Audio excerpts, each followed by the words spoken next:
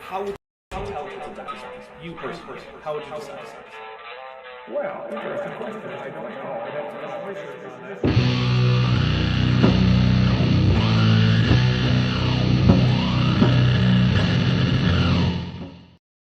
All right, hey everybody, welcome to Dapper Reacts 19, which is we've done a fair few of these, Vishanti. Although I guess technically you haven't been in every single one of them.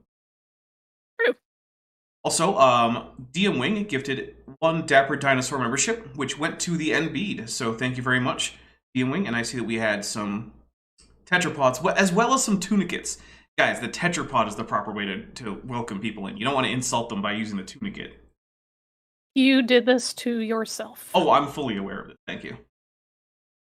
All right, guys. So, real quick before we start, you guys know that this is a show where basically we watch some live stuff, or well, we react live to some stuff that is not live.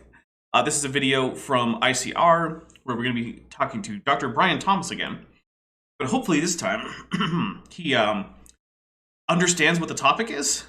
Because last week, or no, it wasn't last week, but last time we did this, it was Brian Thomas again, and it was supposed to be about irreducible complexity. Vishanti, how many times did he actually talk about irreducible complexity? Was it 0? Yeah, that's what I was thinking. I'm pretty sure it was 0 times. Like, 0 times. Yeah, it was amazing. Like even by creationist standards, I'm just like, what is this? This is nonsense. I could have improvised a speech better than him on his own topic. Yeah, it was like, dude just got rolled out of bed and they said, hey, do you want to be on the show? And he's like, I don't know anything about it. And they're like, you'll do fine. Yeah, your name has doctor in front of it. It'll be fine. That's all it takes, apparently. But before we actually get into it, I do want to say a quick thing. I haven't talked about this on the channel, but if you've been following me closely enough, you'll know that I've been talking about it elsewhere.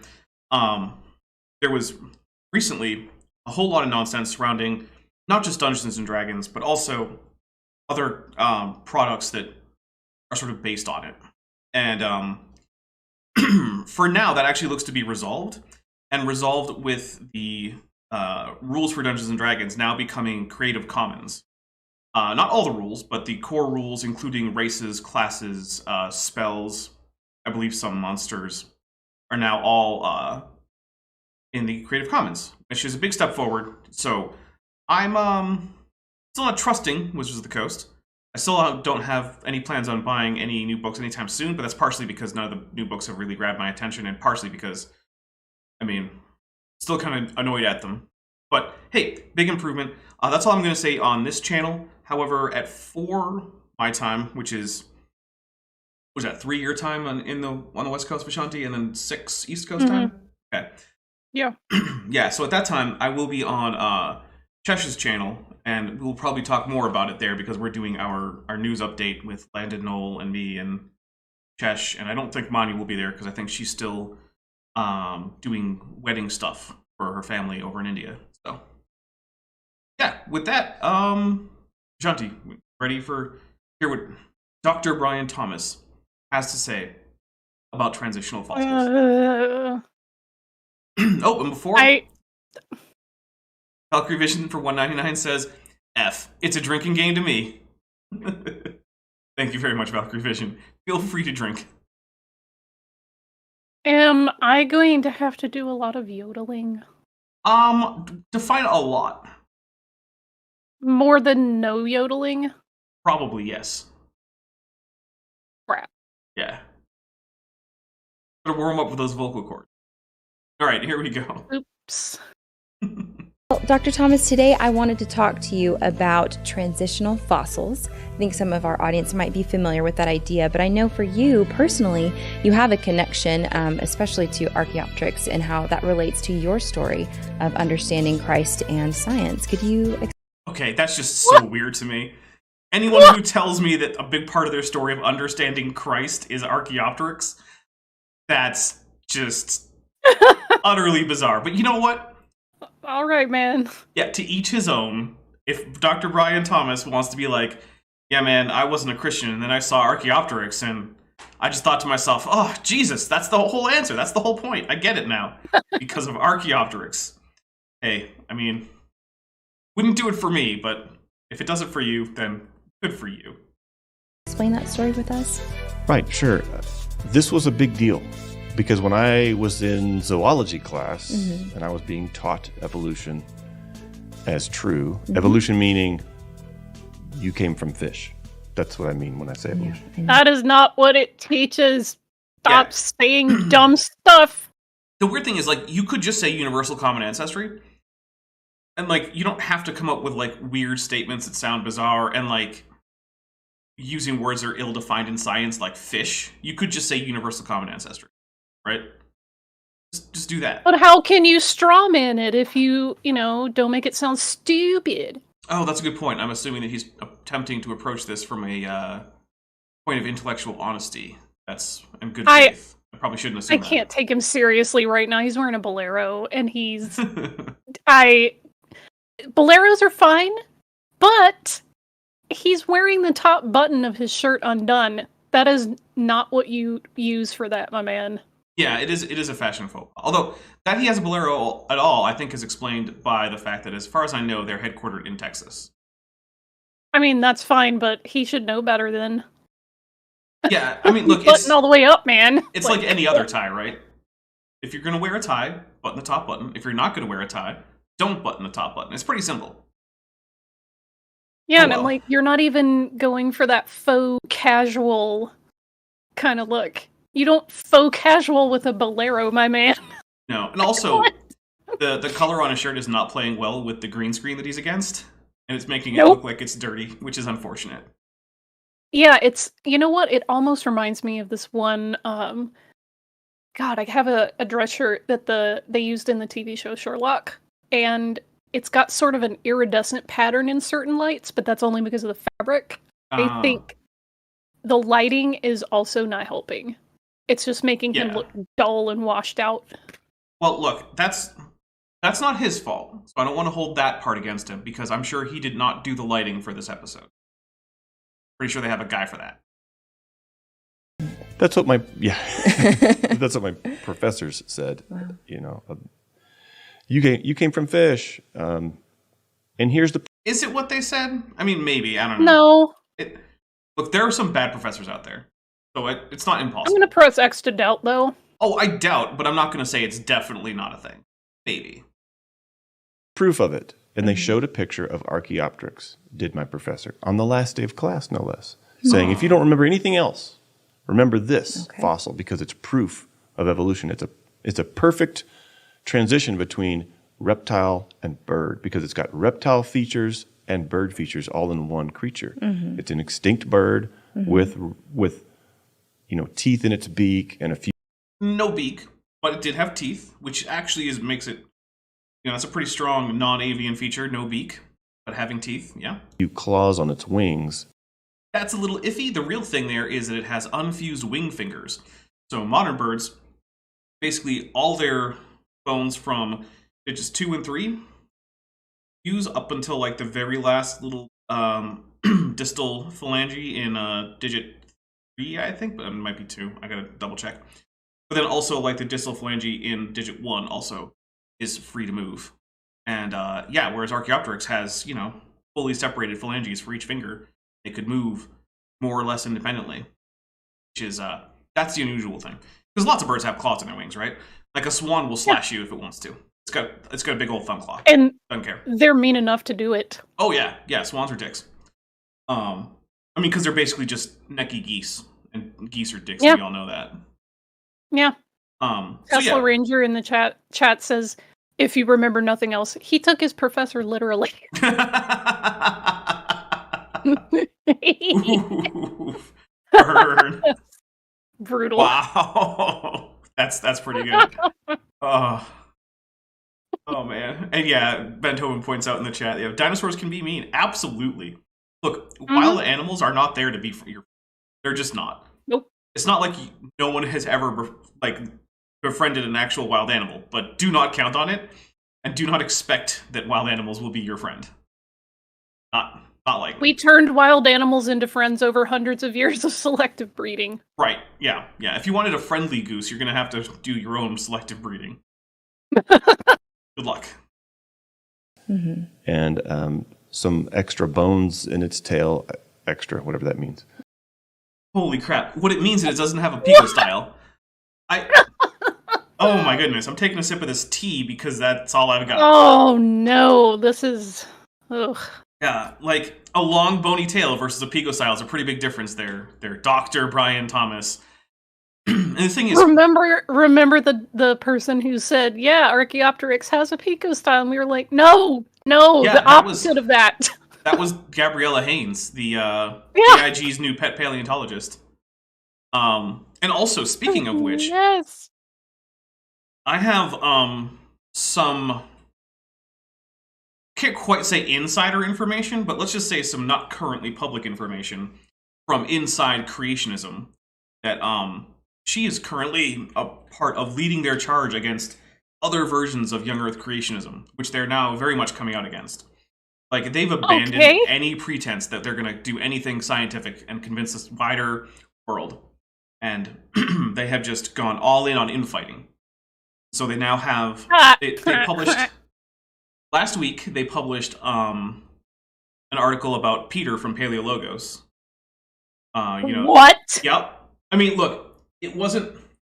They didn't quite name drop him, but when you looked at like their references and like the things they were complaining about, it's all just him, right? And the thing is, it was originally published with the author Harry F. Sanders III. I happen to know who that actually is. I'm not going to tell you because he wants to be anonymous, so that's fine. But then they undid that, and now going forward, that series is going to not have an author, and it's just going to be the official AIG mouthpiece. And then just a day or two ago, they published another one about Todd Wood, where they just blatantly lied about him. It's pretty bad. Yeah. Oh my goodness. Yeah. As you know, I do not support young Earth creationism. I don't have a lot of positivity in my body for young Earth creationists. However, knowing that AIG is coming for Peter makes me want to protect that child. Fair, man. Because, look, he doesn't deserve... He's under 20. He's a child. Yeah, and he does not deserve the ridiculousness of AIG putting out a hit piece on him, which is just right. so weird. I literally will just put up my fists and defend this person because holy crap, AIG, you guys, oh, don't start kicking that hornet's nest. Yeah. All right. Well, technically we're here for ICR, so we'll get some more ICR in. Okay. And so these are supposedly reptilian features, or left over from its reptilian evolution. What do you mean, supposedly? Yeah, there's a couple things there. Supposedly, I mean, it literally, all of these things are just identical to dinosaur things, right? To the point that Archeopteryx specimens have been confused for Compsognathus individuals. And Compsognathus is in no way a bird, right? It's not even particularly close. We actually have a pretty good idea of what kind of integument it would have had, and it wouldn't have even had pennaceous feathers. But, and when I say have been mistaken, I'm not talking about like, in 1870 someone mistook a Archeopteryx skeleton with no feathers. I'm talking about in the 1990s this was still happening. Oof. Yeah, like, it is not easy without the actual feather impressions to tell if an Archeopteryx is just any other old dinosaur, or if it's, the quote-unquote missing link. That's how similar these animals are. So, when he's like, well, they're supposedly reptilian, it's like, I'm sorry, because it's skeletally, it's actually not any more avian, with very few exceptions, than, like, is fucking T-Rex, right? Like, it's very far away from what you would consider a bird skeleton. In fact, like I said, to the point that even experts looking at it will sometimes confuse it between itself and a very definitively not bird-like dinosaur.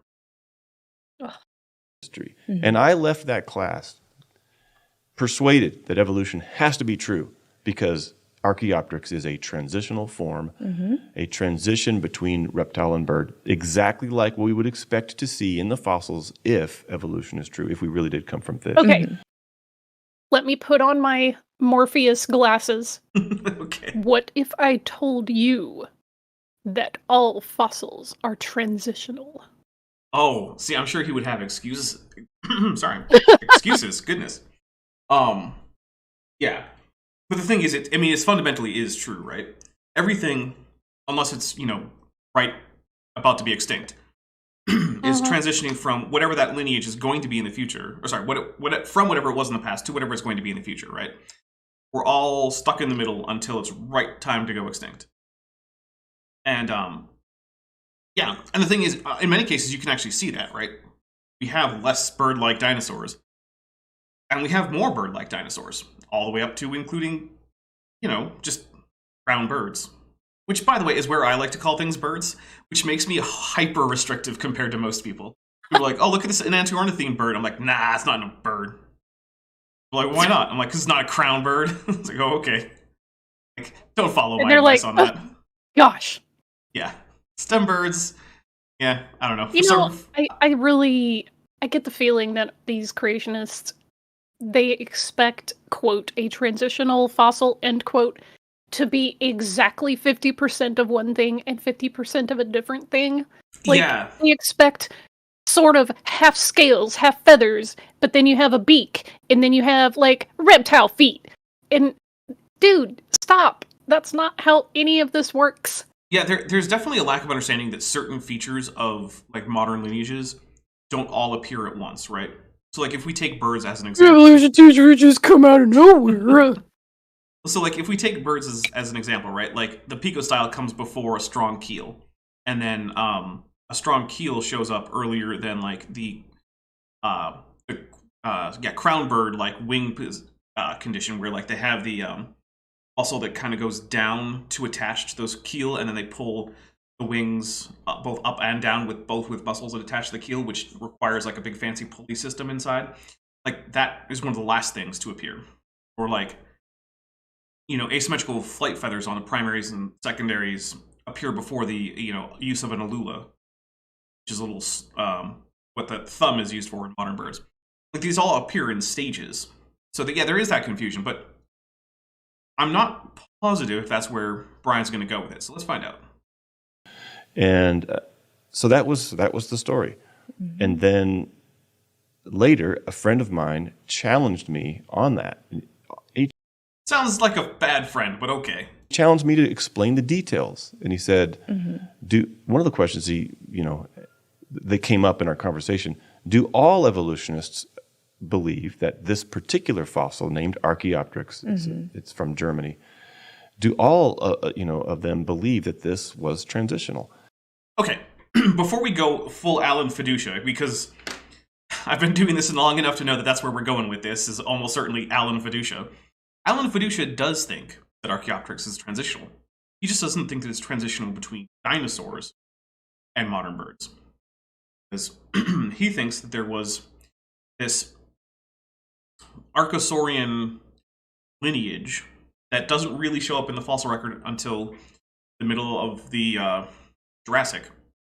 That's what birds evolved from. So, yeah, more or less, yes, the answer is yes. All quote-unquote evolutionists, which is just, real scientists in evolutionary biology. Yeah. Yeah. Yeah, all of them believe it's transitional. Because what it means to be transitional is to have a morphology intermediate between that typical of a basal member of a group and the later, more derived members of the group. That's it. You don't have to be the actual ancestor. You don't have to be... actually even all super closely related to the actual ancestor. You don't have to have not gone extinct. You don't have to have lived in a particular narrow band of time that works for the quote-unquote evolutionary story. If you have the morphology that's intermediate, two things are true. One, you're an intermediate fossil.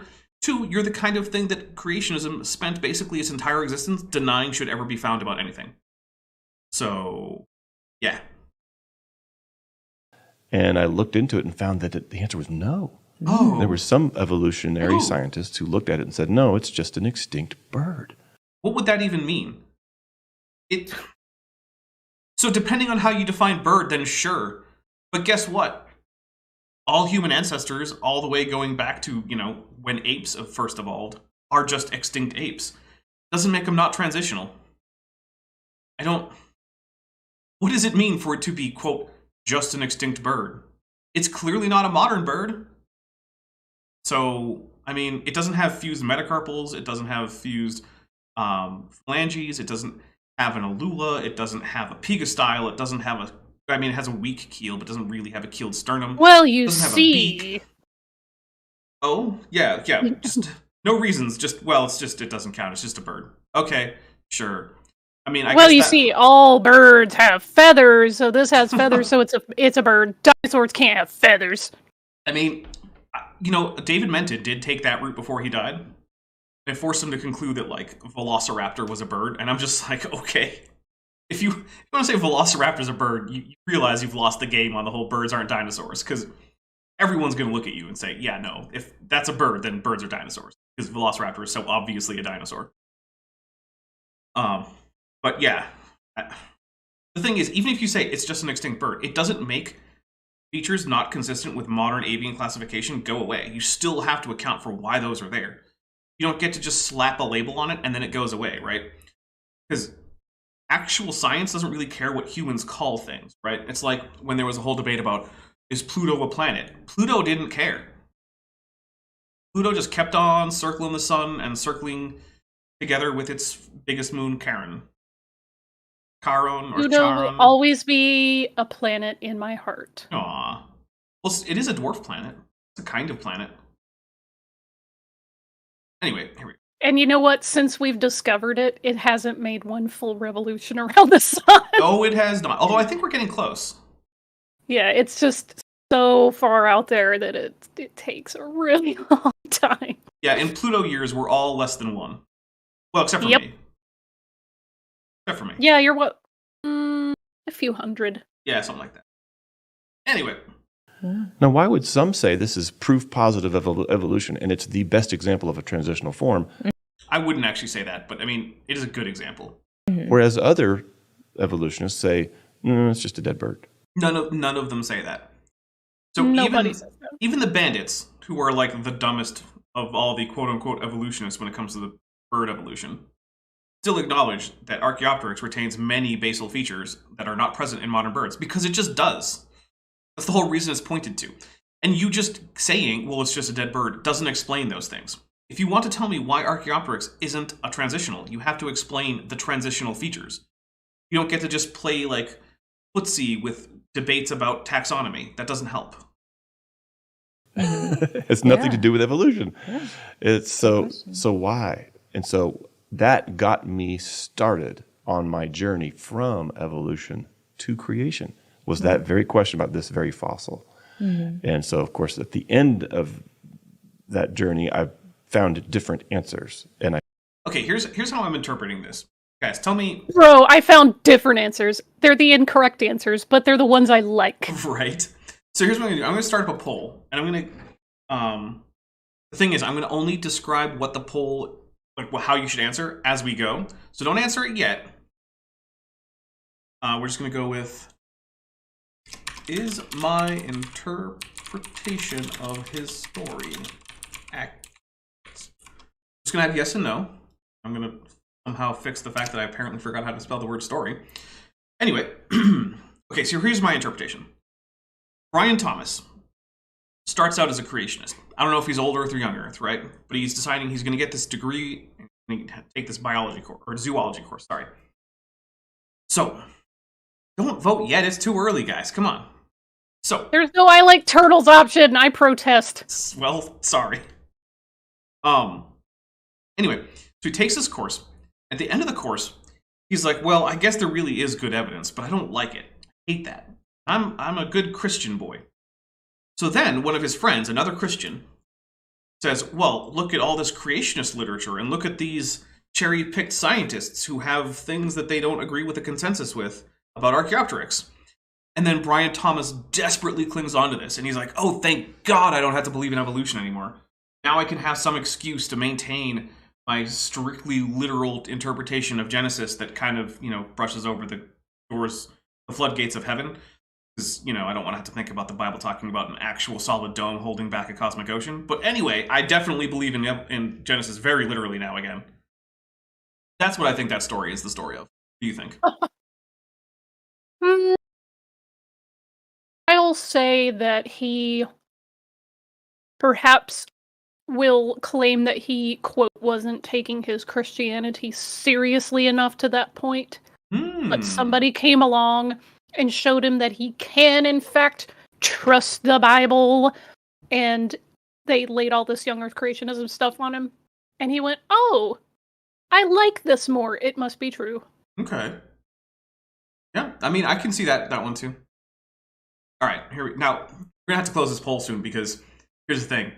Much longer, and people won't know what the poll's about anymore. So we'll only let this poll stay up for a little while. But then, yeah. I found that that should not count as a transitional fossil.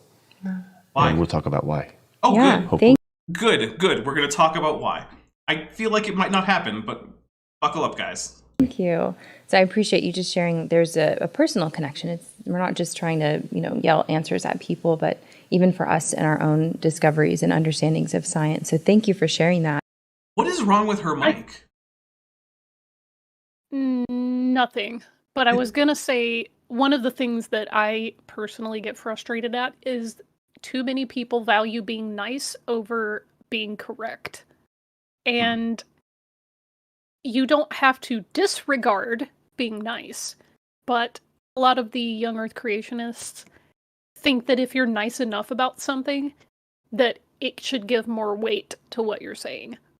Which is not true. No, No. that is not true. I mean, clearly you don't want to just be going, you're wrong about everything.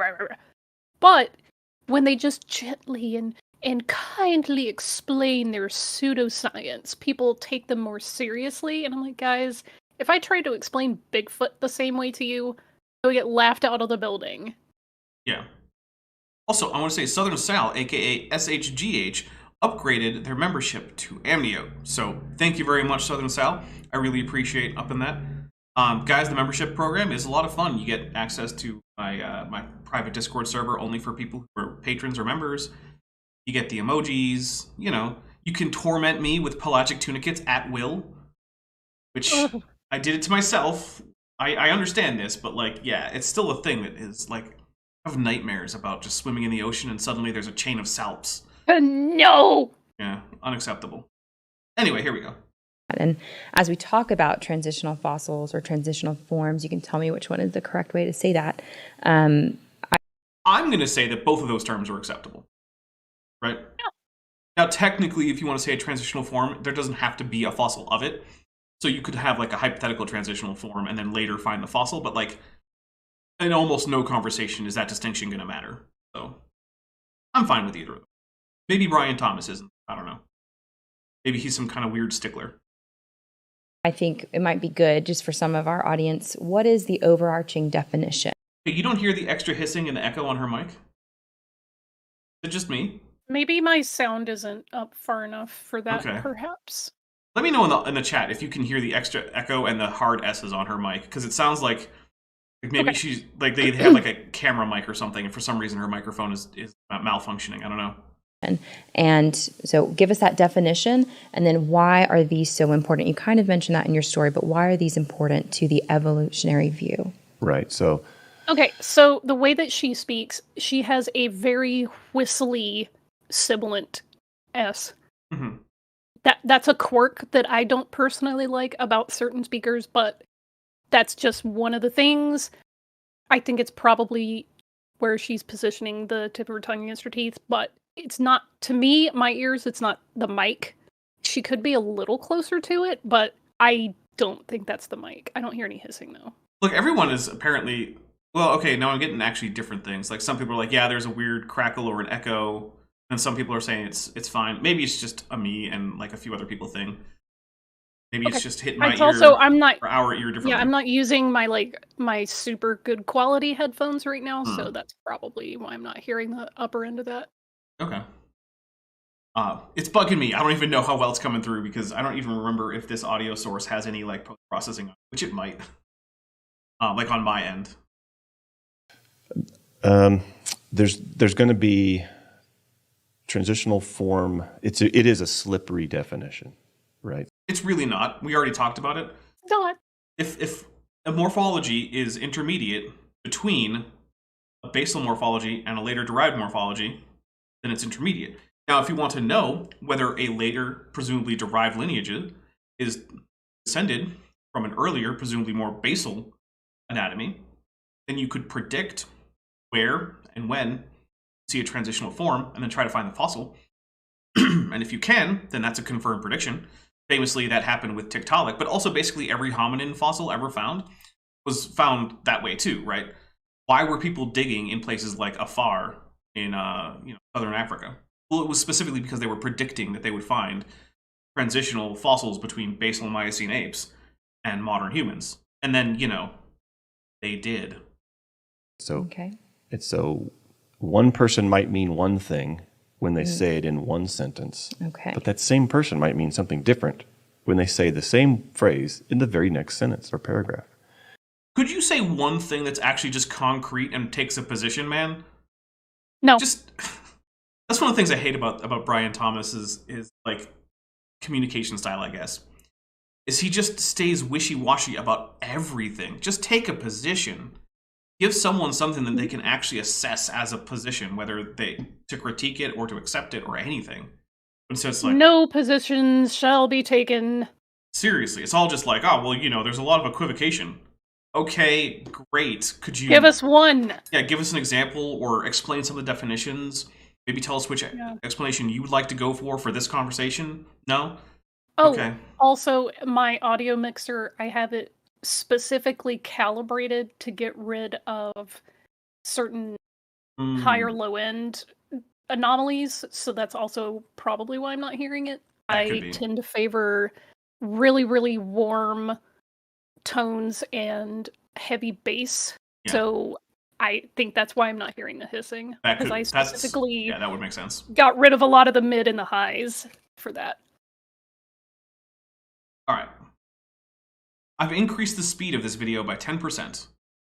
Thank you. Because Brian is kind of a slow talker. So. Mm-hmm. And they don't even know that they're swapping definitions, I just think they aren't, but okay. And so that's a problem that we need to overcome by asking, well, what do you mean by transitional form? Mm-hmm. So if you're asking me, what do I mean by transitional form? Mm-hmm. I'm going to try to explain what it ought to mean. Oh, good. I'm not saying everyone No, uses dude. my, What it ought my, to mean my for bespoke this nonsense. my bespoke definition of transitional form should be adopted by the entire scientific community, from which I have removed myself. Okay. use it in this way, but here's what it ought to mean. Okay. It ought to mean for evolution to have a transitional form. That means you have a body form, Yep. and it has features in this body form Right. that are transitional between. Dude, you're using the word transitional in your definition of transitional. That's a bad idea. That's a tautology, isn't it? Yep. It's just circular definitions are bad. Don't do circular definitions, guys. I'm Between- crying. Form A and the same feature on Form B. In other words, think of your This arms is as what your the foreless. definition is used in science. Oh my goodness! Okay, to be fair, He's just giving the definition. he is clarifying his use of the word transitional in his definition of transitional form. So at least we'll give him that. Oh my goodness. Okay. limbs, your front limbs. Okay. So if I'm a reptile, I got to go from walking around on my front legs. Now I got to transition to bird. Well, they don't walk around on their front limbs. They turn them into wings. So I got to turn my front limbs into wings. Okay. So the Unless you're transitional. that one really bizarre dinosaur that had the wings on the back feet because reasons. So you're thinking of Archeopteryx, which was not a dinosaur. Oh, okay. Yes. Thank you. You're welcome. But Archeopteryx, which I'm not sure if I'm saying it correctly, was bizarre, and I encourage everyone to try to Google it, because I sure as heck don't know how to spell it off the top of my head. Just put and use Google to help you. Just type in dinosaur wings back feet and Yeah. it'll come up. Yeah. Even though it is technically not a dinosaur. No, it's not. Yeah, so does anyone want to guess what the intermediate state between wing and foot is for forelimbs? do you think, Vishanti? This is outside my area of expertise. Ah, it's called an arm. How about that dodge? Yeah, it's called an arm. See, the dinosaurs that evolved into birds had arms. They had long ago stopped walking on their forelimbs.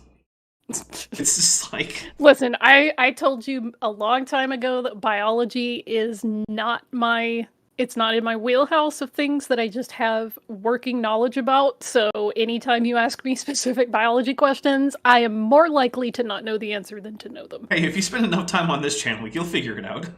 Oh yeah, I mean, I've filled in a lot of stuff just by being on this channel, but if you just were walking down the street and said, "Hey Vishanti, what's the transitional form between front legs and wings?" I'd be like, you know what? I need to go get some coffee, and I would leave. Except now I would say arms. Well, yeah, now you can say arms. Form between reptile and bird ought to have a fwing. An arm. A fwing? Yeah, that's just a... He just said fwing! Yes, he did. It's his portmanteau of foot and wing. Yeah. Oh my goodness, I'm dying, Squirtle. This is great. This is definitely better than the last one we did with him, which was just... Wing! At least Fwing is creative. Yeah, as Ben Hoven says, wing and miss. Yes. Good. Thank you, Ben. By the way, guys, like, less than half of you have hit like on this video, which means, once again, I have to say that I like less than half of you half as well as you deserve. Could you clarify that for us? No, I could not. Yes. It's like that meme right. of David Lynch saying, Eraserhead is my most spiritual film. Explain that. No.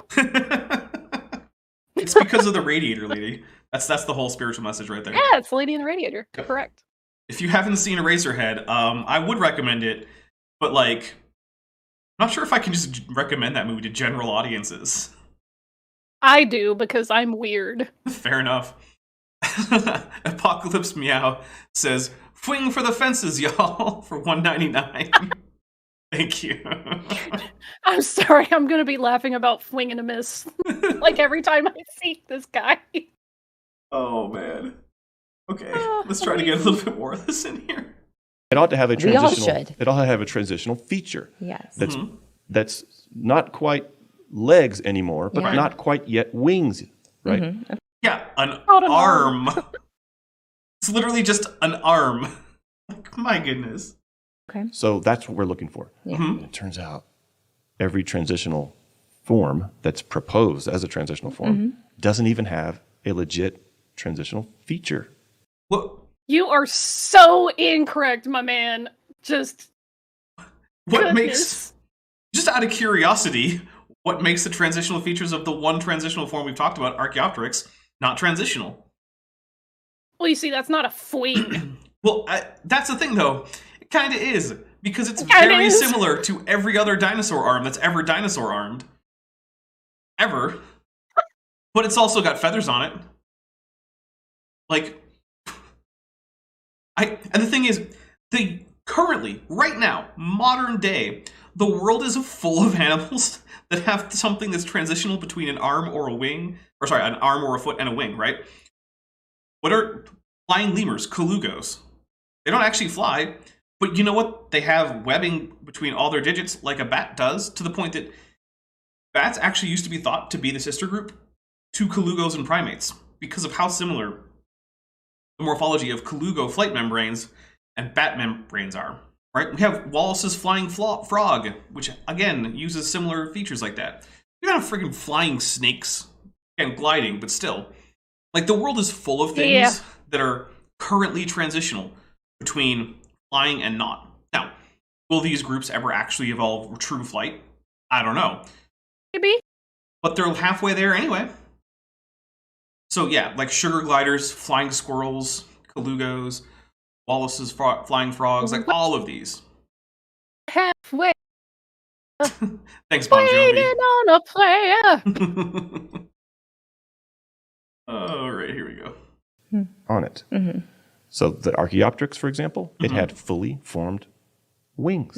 what would a half-formed wing? Does he want like a limb bud that just kind of pokes out of the adult animal? Like we're talking like, remember how in Shin Godzilla like grows little stubby arms, and then at first there's only the upper arm, and then it grows out hands. Like, is that what he's looking for? That's what they think transitional forms are supposed to look like. Half-formed, useless, just mutant limbs or tumors. Goodness. Hey, creationists. Shin Godzilla is not a biology textbook or a nature documentary. It's a fun horror disaster movie that's a savage critique against the inefficiency of the Japanese bureaucracy in the face of emergency. It's that. It's one of the best scenes in all of cinema.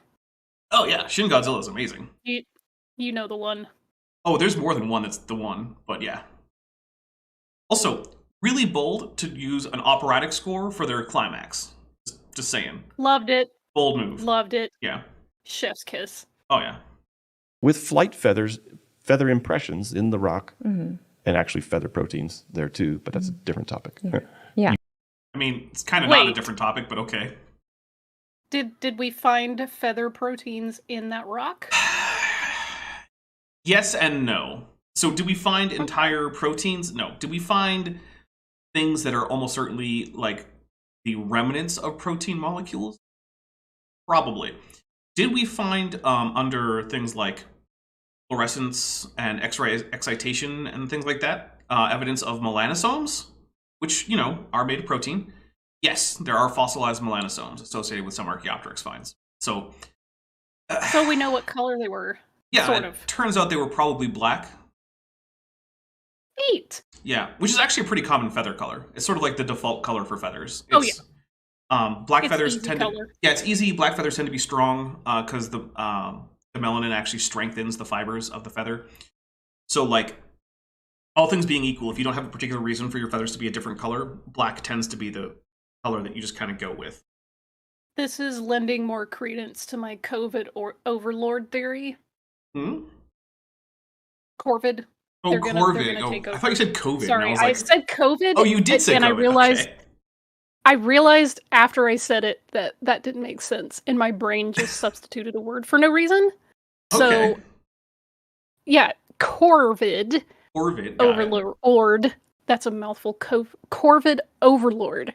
Goodness gracious. Why do I do this to myself? I don't know. But yeah, they're gonna rule the land while cephalopods rule the seas. Okay. And then they can make an interspecies confederacy and go into space. I mean, ravens have already looped wolves into this, so it's just a matter of time. It's true. Yeah, ravens and wolves are kind of bros. Even play together as kids. They do. All right, here we go. You got to have a transitional form. It's got to have transitional features. So when my evolutionary colleagues say, "Oh, transitional form this, transitional form that," I tend to want to ask them, "Well, what's transitional about that transitional form?" Well, I mean, it was already explained to you about Archeopteryx what was transitional, and your response to that was, "But what if I just call it a bird, though?" So I don't actually trust that if anyone gave him the explanations, that he wouldn't just say, "What if I just call it," and then he would just name a taxon and then be done with it. Which isn't a response, right? Like, that doesn't help anything. Anyway. If they're saying the Archeopteryx is a transitional form, which feature is transitioning? The fingers, toe bones, heel, the coracoids, tail, even the feathers to some extent, since, the feathers on the tail or on the back legs that were flight feathers, those are going to be going away eventually. Let's see, the condition of the superior temporal fenestrae, the presence of the promaxillary fenestra. Do I have to keep going? Do we get that there's a whole bunch of things that are transitional here that don't match modern birds with Archeopteryx? Like, it's pretty easy to figure out. That's why, like I said, in the 90s, people were still confusing Archeopteryx finds for Compsognathus finds. And then we zero in on that feature. Well, the wings, they look fully formed. Okay, well, that's not. What does it mean to be a fully formed wing? Yeah, they're fully formed limbs, but they're not bird wings as we know them today. Fully formed. The muscle attachments aren't the same. As if there's a destination structure that they just haven't gotten to yet. Yeah, that's another thing. Evolution did not have in mind to create birds when Archeopteryx evolved, right? Like, there wasn't this end goal of, like, diffuse finger, clubby hand bird anatomy. That eventually arose, but it wasn't predestined. Evolution isn't, like, sitting there like, I know that in a few million years I'm going to need seagulls. How do I get there? Not a thing. So racerhead babies all the way down. Oof. Yikes. This is getting a little bit more body horror than I was expecting today. I mean, you do have me on here, so Fair it's enough. a natural place to go. Yeah, no, that's true. I should know better than to not expect body horror when I have you on. All right, here we go. Not transitional. Well, there's teeth in the beak. Okay, how is that transitional? Because teeth are basal to Dinosauria as a whole, and they're not basal to aves. So if something evolved from being a basal dinosaur to being a derived bird, you would expect that it would have some bird-like features while having teeth, which would be a primitive feature in this case. That's why. That's why that's transitional. Modern birds have teeth. No. Some modern birds have beak serrations, though, which fill the same function. Sweet. Yeah. Like, penguins. Yeah, that. Penguins that have, like, weird keratinous, like, tongues, too, which is horrifying. It's horrific. Yeah. Like, that's like a Lovecraft nightmare right there, right in a penguin mouth. They really are. Penguins are eldritch creatures. Yeah, but they're like the sneaky kind, because you come up to them and they just like normal, cute little animal, like a little business goose, right? Nope. And like they yell at you, and wrong. then your sanity is shattered by the horrors within. All right, here we go. And so we can The talk creatures about sit that. at the Mountain of Madness. At the penguins. in the Mountains of Madness actually has giant man-sized penguins. I'm just saying. But also recently, fossils of giant man-sized penguins were found. Lovecraft was right about that the whole time. He knew. He was onto it. He was trying to tell us the truth. The forbidden newt. Crypto 457. Thank you very much, Crypto 457. Yes. Yeah. Just a question as you're explaining that. Is there any... He hasn't explained anything. Maybe defense or explanation on the evolutionary side of why they haven't found the fwing, for example? Is there any... Yeah. Why is she being so timid about this question? You're the interviewer. Have some confidence, woman. She doesn't know what she's talking about either, so how's she supposed to have any confidence? It's called bravado. You don't actually have to have the real confidence. You just have to have bravado. Well, no, see, that's pride. That's evil. Oh, okay. Yeah. Explanation? Oh, and this is rich. Oh, good. Yeah. So in the 1970s, Stephen Gould and a co-author proposed a reason why we don't see any of the transitions. And by the way... Nope. Okay, so we're going to get into punctuated equilibrium, which was not a proposal to explain the absence of transitional fossils, because Gould didn't think they were absent. He thought they were rare at the species level, which meant Gould noticed that we didn't have a whole lot of fossils that would show, like, say, the evolution of, like, the coyote and the wolf from their common ancestor. Or, like, like the evolution of, like, Torosaurus and Triceratops from their common ancestor.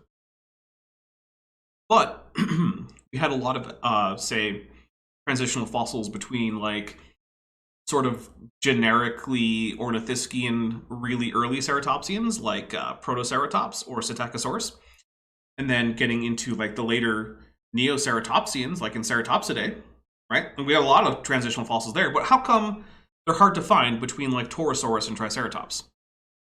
That's what Gould was trying to explain. Why is it that there are abundant, or not necessarily abundant, but more than sufficient transitional forms at high levels of taxonomy, but so few at low levels? That was what he was trying to explain. It's not the absence, it's the pattern. Saying that he was trying to explain away an absence of transitional forms is a lie if you don't qualify it. If evolution really explains how fish turned into people over millions of years, then we have to do a lot of changes. I mean, to get a fish into a human form, a lot of changes. Every bone has to be recrafted, reshaped. You got to grow a new arm. Are fish in our direct line of ancestry? Depends on what you mean by fish. is the unfortunately complicated answer. So fish is a word that doesn't really mean anything except I like was in gonna science. say, I think the way that he means it, that it's wrong. Well, so the thing is, there are things in the human line of ancestry that most people, if they looked at it, or like English speakers, would probably use the word fish for, because humans are Sarcopterygian, and the non-terrestrial Sarcopterygians that are left are the coelacanth and the lungfish. Most people would call those fish, and the common ancestor of the lungfish, the coelacanth, and tetrapods, which is all the amphibians and reptiles and mammals and what, probably would have looked a whole lot like what you would call a fish.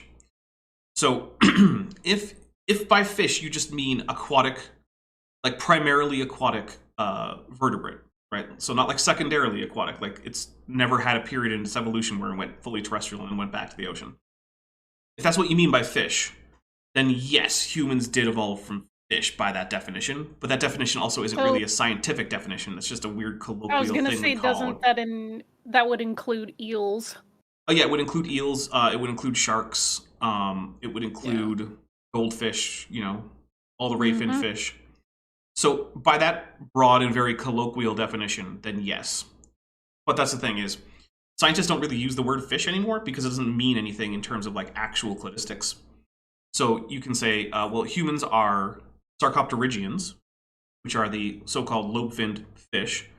That belongs to Osteichthyes, which are the bony fish. And that belongs to vertebrata, which are, the vertebrates. And then, that group belongs inside other groups. So, like, that's the thing. The word fish is a dumb word to use in a technical conversation. It's a problem. Okay. Yeah. Anyway. New legs, you got to, all these, you got to figure out how to do hair. Biochemistry has to be different. And I know that we have homologous structures, but... Yeah, actually, the homologies in things like limbs actually go all the way into like the cartilaginous fish. Like the same genes. I was gonna say that's one of the very few things that I do remember from my high school biology. So you can actually see that the same Hox genes control digit formation as control the rays formation in things like stingray flaps, if you will.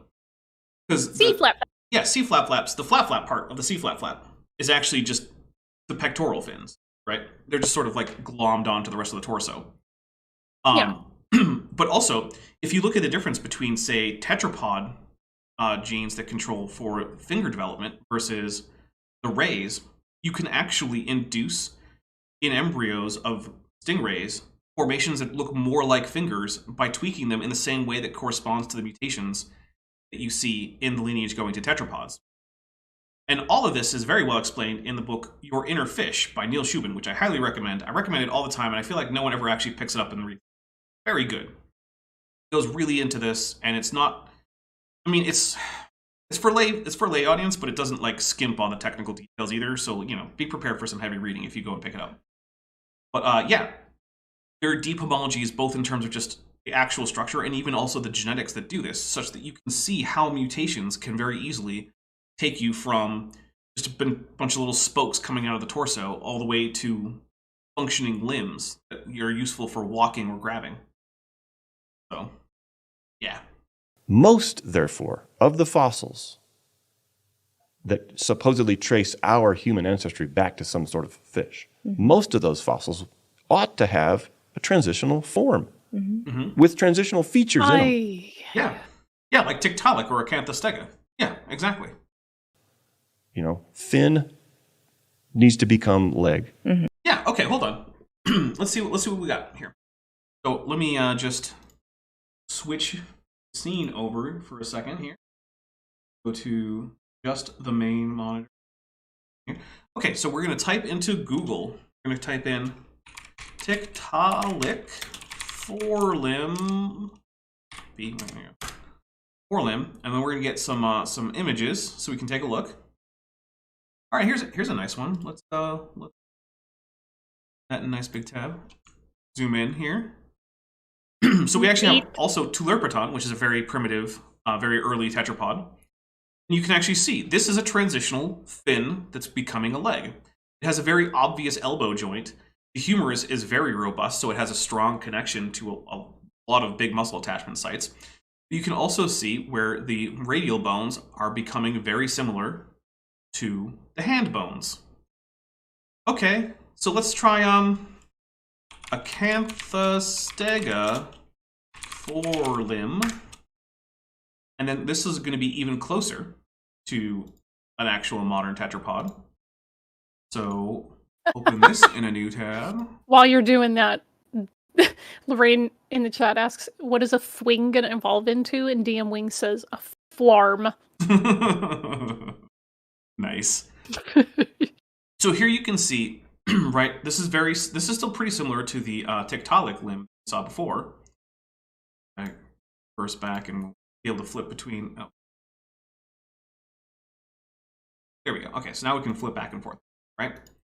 So this Tiktaalik limb, and it's still very much more like a basal sarcopterygian limb.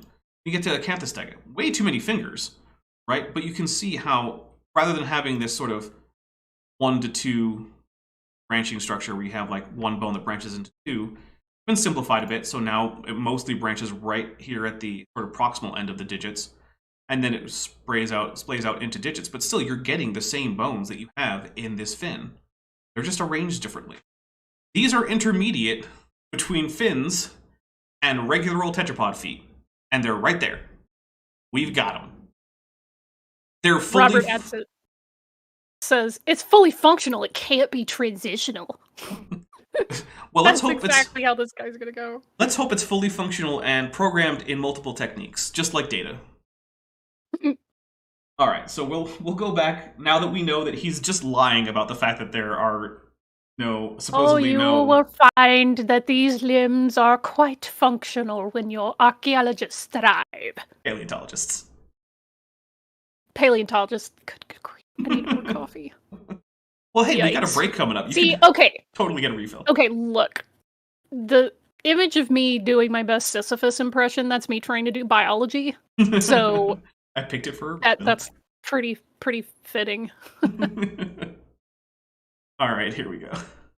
So the evolutionary community, especially Gould and colleague, got together and said, all right, this is a real problem. And they, to their credit, confronted the problem and said, it's just a different problem than the one you're trying to explain, but okay. Expect to see most fossils transitional, but instead we see most fossils are fully formed. Right. No, because fully formed doesn't mean anything. It's just a buzzword. See, here's the thing, right? What it sets up in your mind when he says this is fully formed is a dichotomy between half-formed and fully formed, or unformed and fully formed. And so it's literally like he's expecting you to think of, what would an unformed thing look like? And the only thing I can think of is basically it's like, like Shinagawa-kun from Shin Godzilla, right? One of the early forms where it doesn't actually have fully formed limbs and it's just kind of waddling about like an idiot. But that's not what anyone who's actually an evolutionary biologist expects to find in the fossil record. No one's expecting to find weird little limb buds on adult creatures that don't actually turn into functional anything. They just kind of hang out there like full-sized upper arms with no lower arm. Not a thing anyone's expecting, right? All organisms, as adults, are fully formed adults, adapted to the environment that they evolved in. It's like he'll look at like Pikaia, right, which is one of the earliest chordates that we have. Earliest thing that could even be vaguely called a fish. Like, well, that's a fully formed Pikaia. Look at it. Well, yeah, that's the point. It's very, very frustrating, to put it mildly. With all their features in place, as though they were created. But creation's not an option. That is not what that means. No, it's not. Bias against God, and that doesn't sound scientific. So no, it's not a bias against God. Plenty of people who believe in God are evolutionary biologists or conventional paleontologists or all the other things. I'm sorry, but this is not the forces of atheism and Satan arrayed against the forces of Christ in a battle over the hearts and minds of humans. It's not what's happening here. They're scientists, some of whom are theists, some of whom are even Christians, and then there's people who just want to believe a literal interpretation. Well, they want to believe their cherry-picked version of literalism about Genesis 1. That's it. That's all there is. Or I guess Genesis. Well, because, Windows of Heaven's definitely a metaphor, but, 6 days is absolutely historically accurate. Yeah, that's my. I will never stop pointing that out. That even the people who are the most literalist about this, except for the flat earthers, I guess, good for them, I guess. All the they're consistent at least. All the non-flat Earth, young Earth creationists are cherry picking what they count as literal, right? They're like, oh, the fountains of the Great Deep, literal. Flood, literal. 7 days, literal. Floodgates of heaven, which are mentioned in the same breath as the fountains of the Great Deep. Well, hold up now, there, Sonny. Oh, okay, yeah, that's no, that's too far. Right, too far. You don't want to be flat earthers here. Well, maybe you should. Good grief. Maybe you should. Anyway, we're going to come up with punctuated equilibrium. So I'm going to let that stew for a second while I go and get myself a new glass of water. I think Vishanti might get herself some more coffee. You need stronger coffee or some other substance to make my brain catch up to what's going on here. Whole mug of just full espresso. I'm just gonna go chew the beans. There you go, that'll work. Hey, if you coat them in chocolate, they're actually pretty good. They are. I have had chocolate-covered espresso beans, and they are quite tasty. They really are. Although you got to be careful because, my goodness, your heart will start racing after a handful of those. Oh goodness, yeah. I started. I had like maybe 3 of those beans, and after a few minutes, I was starting to turn into Fry, just shaking from all the coffee. Mm-hmm. So, yeah, they're tasty, but it's not the kind of thing you just want to sit there and snack on. All right, don't eat them like almonds. No, or even worse, apricot seeds. Oh goodness, no! Don't do that either. Bring a little bit of Kent in there.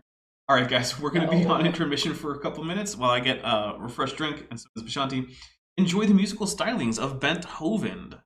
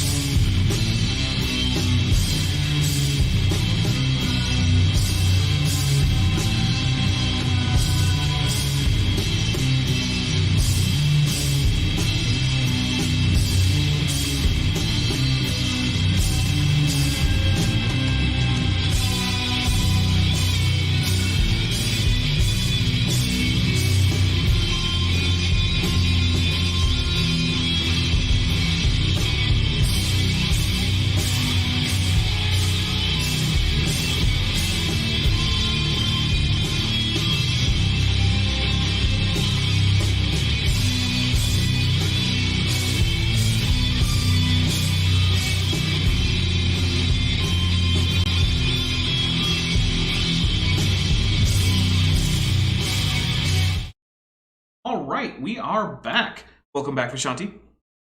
Whee! I hope that you have some of the strongest caffeine that is available to mankind.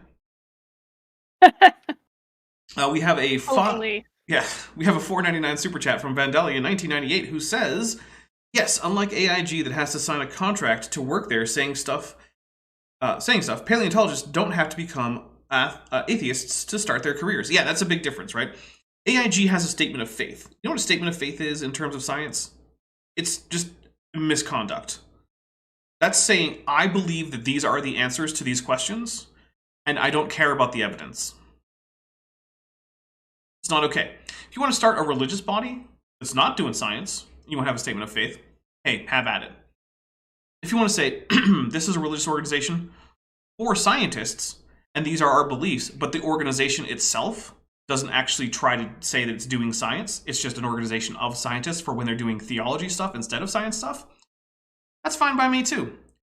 But the instant you say that you're a research organization or something like that, and here's your statement of faith about what conclusions in science are allowed, you're not doing science anymore.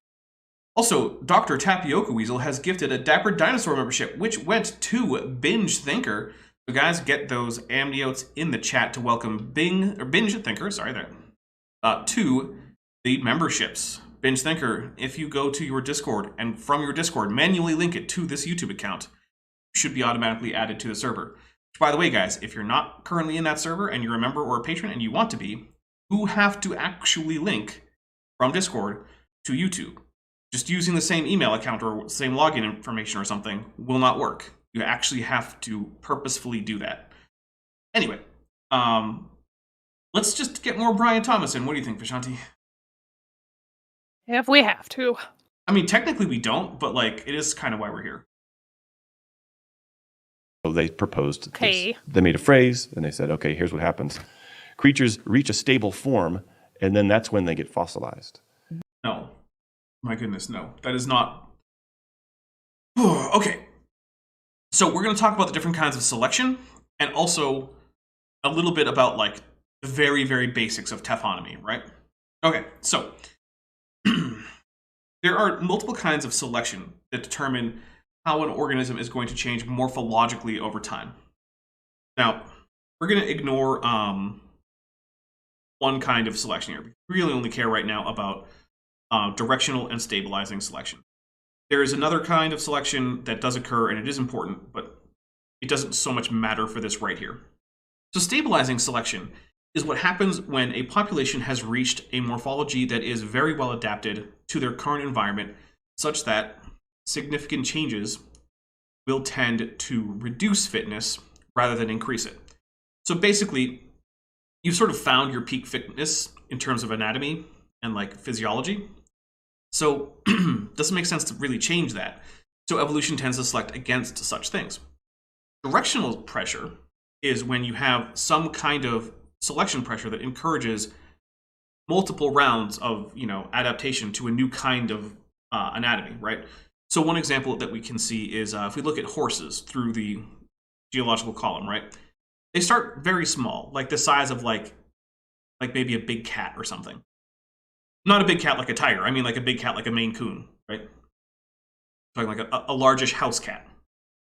But then through time, they just seem to keep getting bigger and bigger. Well, why is that? Well, it's because there was constant pressure from predators that encouraged both high speed and large body size in order to defend themselves against the predators. And as long as that persists, then there keeps being that general trend.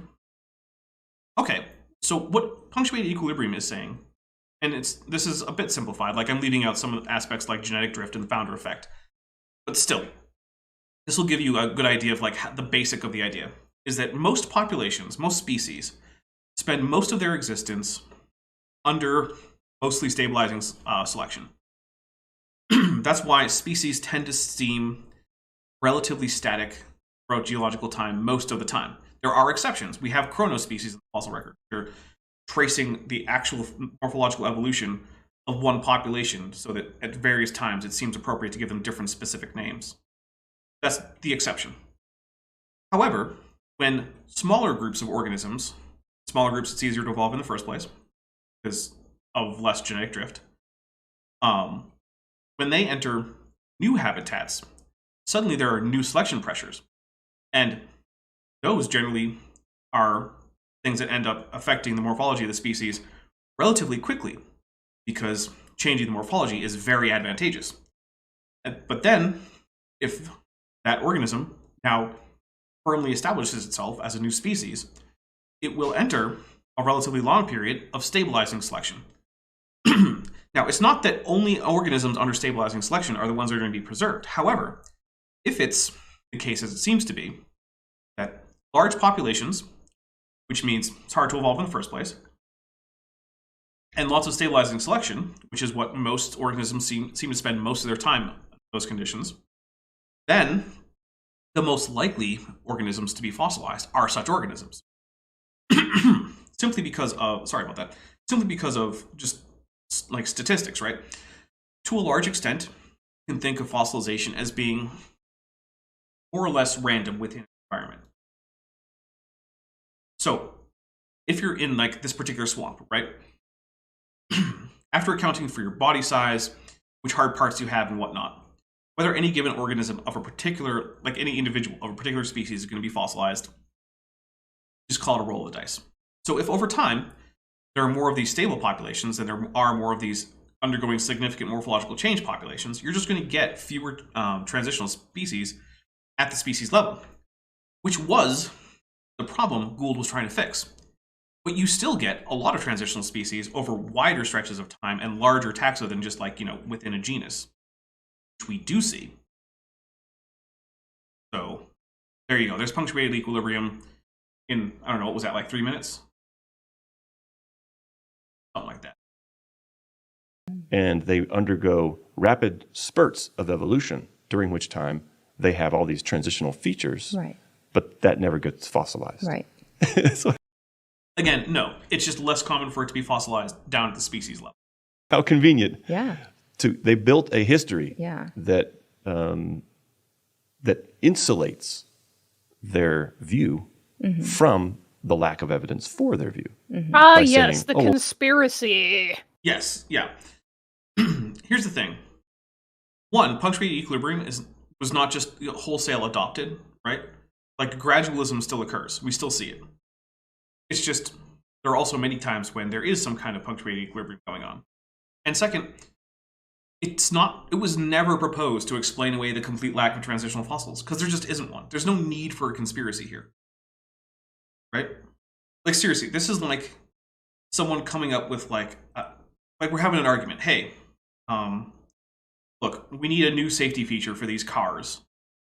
And so we're fighting over whether or not it should be like a new airbag or a new like seatbelt design.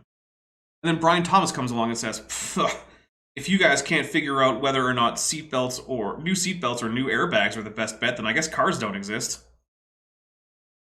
No, that's dumb. It's extremely dumb. Not how this works. we wouldn't expect to see any transitional forms. Because here's how evolution happened. It happened in these short, punctuated... They're shy. So they're going to transition and then come back. Yeah, they transition when that fossilization is not happening. Yeah. And then they reach a stable form with their fully formed features. That's just a lie about how this works, right? It's one of those sneaky lies, right? It's close to the truth. There's enough of the truth in there that it sounds plausible. But then he just overreaches the conclusions of punctuated equilibrium just enough to make his version a straw man that can be easily knocked over. Of course, you think he's ever going to contest with the actual real version of punctuated equilibrium that's currently being used in evolutionary biology? No. Uh-oh, Dr. Tapioca Weasel says to both of us, I added yodeling to bingo this week. Don't disappoint me. Yeah, it's on my card. All right, well, you know what? I think pretty soon we'll have a good reason to yodel, because I think he's going to once again say there are no transitional fossils, and I'm just going to play the slideshow. So Sweet. Go. That's when they form fossils. So, boy, and I don't see how. I mean, that's just clever imagination. Is all that is. Okay, so you've explained some of these transitional forms and how that's supposed to show the changes between these creatures as they evolve. And we mentioned Archeopteryx as being one example that some evolutionists would point to. It's a really good one. And I want to point out, we literally had no reason to say that it wasn't a transitional fossil. The only thing he had to say was like, well, I don't know, it still has teeth, but they're fully formed teeth. Okay. We also have some supposed human ancestors like Homo habilis or Lucy. So could you explain maybe some of those additional examples and just some information about how they fit in if they are supposed human ancestors? Well, Homo habilis came on the scene also in the 70s. What scene is this? This is the scene where basically... What's he looking at? Like, it looks like he's looking like above her head. Is there like a tracking marker? Well, at least he's moving his eyes somewhat to where the camera level is, because for the early part of this video, he was just staring down at his hands, and it was really aggravating. Okay. Maybe, you know what? Look, some people have trouble with eye contact, and if that's a thing for Brian Thomas, then that's fine. You know what? It's a... Well, no, he was looking at his hands, and then he'd look at her for a minute, then he'd look back down at his hands, and I'm like, bro, either put your eyes to the side of her head or something that's near camera level. Don't look at your hands. What the heck? Robert Adsid suggests maybe cue cards. That could be. I don't think it's the case, but I mean, it's possible. Yeah, I don't know. Also, I want to know what's on what's the charge on that bolo tie? What's in the middle there? Because it's a different metal. It looks kind of like a bird diving or something. I don't know. Can you tell what that is? Oh, it's just Texas. It's just a map of the state of Texas. Got it. Okay, figured it out. I don't know why I care, but I do. I was like, what is that? And I'm pretty sure it's just Texas. Which, hey, cool. Evolutionists need to find an example of a transition from ape-like ancestor to man. You know we what? have them, but you don't care. Here's what we're going to do. We're going to play the transitional fossil slideshow, hopefully with some yodeling. And in it is going to be multiple transitional hominins. So here we go. 3, 2, 1, go. Am I supposed to yodel? Yes, come on, yodel. Oh, yodel-doo-dee-do, ba-doo-da-do-dee-doo-dee-do, ba-dee-doo-dee-do, ba-dee-doo-dee-do, ba-dee-doo-dee-do, ba-dee-do, ba-dee-doo-dee-do, ba-dee-doo-dee-do, ba-dee-doo-do. I don't think that was yodeling at the end there. Well, what do I know? I'm not the one with the music degree. I'm practicing for bent. Oh. Yodel-doo-dee-do, Okay. For when you do the yodeling sludge metal. when I'm not eating a bunch of dairy, because you guys picked the day where I'm like loading up on cheese all week, so my vocal cords are shot. I'm sorry. I didn't realize that Saturday was just dairy day. I mean, I really like cheese. What am I gonna say? Hey, man, I mean, I don't disagree. Although, It's you know just what? terrible if you want to sing, because it I gets had a- all over your vocal cords and it makes it all gross. I had a vegan lunch. Hey! No animal products whatsoever. Unless you count, like, me. I guess I'm an animal product, but I didn't eat me. I was just the one doing the... So anyway, here we go. We got some yodeling. And we also get to see a whole bunch of transitional forms. So, yeah, including some hominins. So what is that transition? Well, it's supposed to be a transitional form. And so what do you need to legitimize a transitional form? You need a good understanding of, like, the anatomy of the basal form, which is, say, Miocene apes. We have a whole bunch of those. You need a good understanding of, you know, the later anatomy in, like, say, modern humans. We've got a whole branch of science dedicated to just that, right? Like, medical science is basically just entirely dedicated to understanding the human body as much as possible. So, I think we got that down. And then, you suggest intermediate forms, like, say, something that could walk upright, but had significantly smaller brain case capacity, and, say, maybe more prominent brow ridges, maybe a less parabolic palate, a more square-shaped palate, maybe larger canines. Those would all be things that are somewhat intermediate. Or maybe, you know, a foramen magnum that's a little bit more posterior rather than being, you know, like ventral or more anterior. Because it gets complicated, anterior versus posterior versus ventral versus dorsal with humans. Because, you know, their heads are all stupid compared to most animals. Say that. Get your heads on straight, humans. Stop with this upright spine nonsense. It's very confusing. No. Fine, I guess not. It's very confusing. I just want you to know that. You're aware of this, right? Yeah, well, you have tiny arms. Yep, that's true. They're not even wings. It's true, they're not wings, they're just arms. Someday maybe I'll have a fwing. Need a transitional feature. So, boy. Like intermediate cranial capacity isn't an intermediate feature, even though it's intermediate. They're looking and looking and looking. And so Homo habilis came along with human skull fragments. No. Homo habilis skull fragments. You need to do a lot of work before you just say that they're human in the sense of Homo sapien. Mixed with ape skull fragments. Nope, this is the idea from Contested Bones by John Sanford and Christopher Roop. I'm trying to find a polite way to put this. I think the polite way that I'm going to say it is that that book has a loose relationship with honesty. What I'll say. It's a lying piece of crap. There you go. See, I'm not a hater, but I am. There you go. So, that's the best I can say about it, is it's just a lie. If you want a more in-depth deep dive, I would suggest going to check out Gutsick Gibbons' videos on that from her Library of Errors series where she does Contested Bones. She breaks it down in considerably more depth than I ever could and ever will. So, check that out. But yeah, this chimerical hypothesis is just a lie. Like, it's just straight up a dishonest thing. It's just not true, and they know it's not true. They don't have anything that backs it up. And it's also been called out by other creationists, right? Like, Todd Wood has called out this argument as being bad and nonsense. Todd Wood is not so dishonest as to let that kind of thing pass. And also, he's been getting attacked for having done that.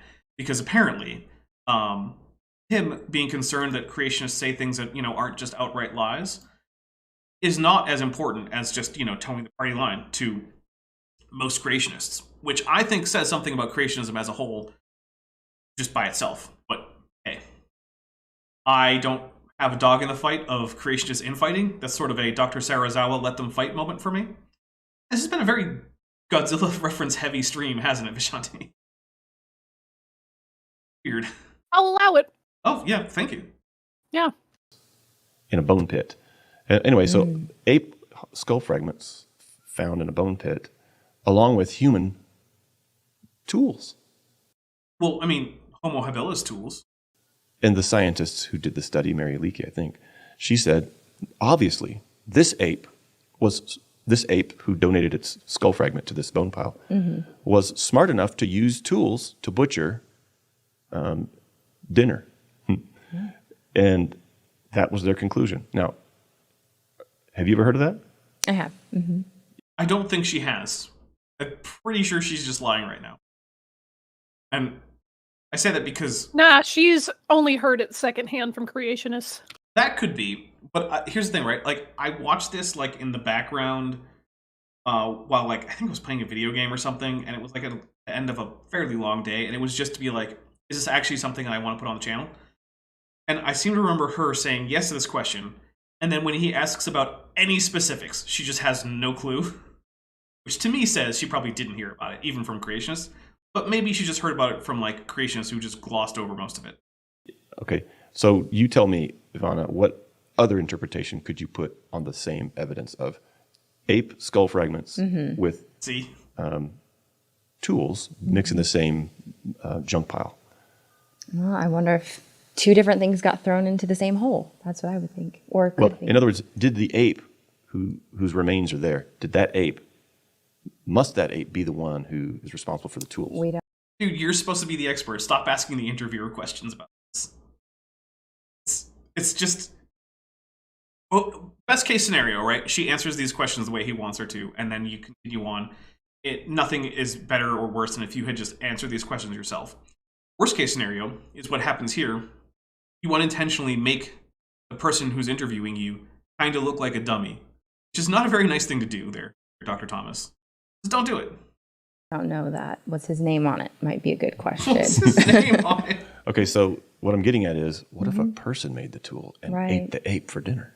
All right, well, here's the thing. The skull fragments were in close association, not just in some kind of midden pit, but, you know, like in actual in situ cases with finds. We know that not only the skull, but also the actual post-cranial anatomy was itself intermediate. The quote-unquote human bones weren't actually Homo sapien bones anyway, in any way, shape, or form. All of them, as individual bones, were themselves transitional between Australopithecines and modern Homo.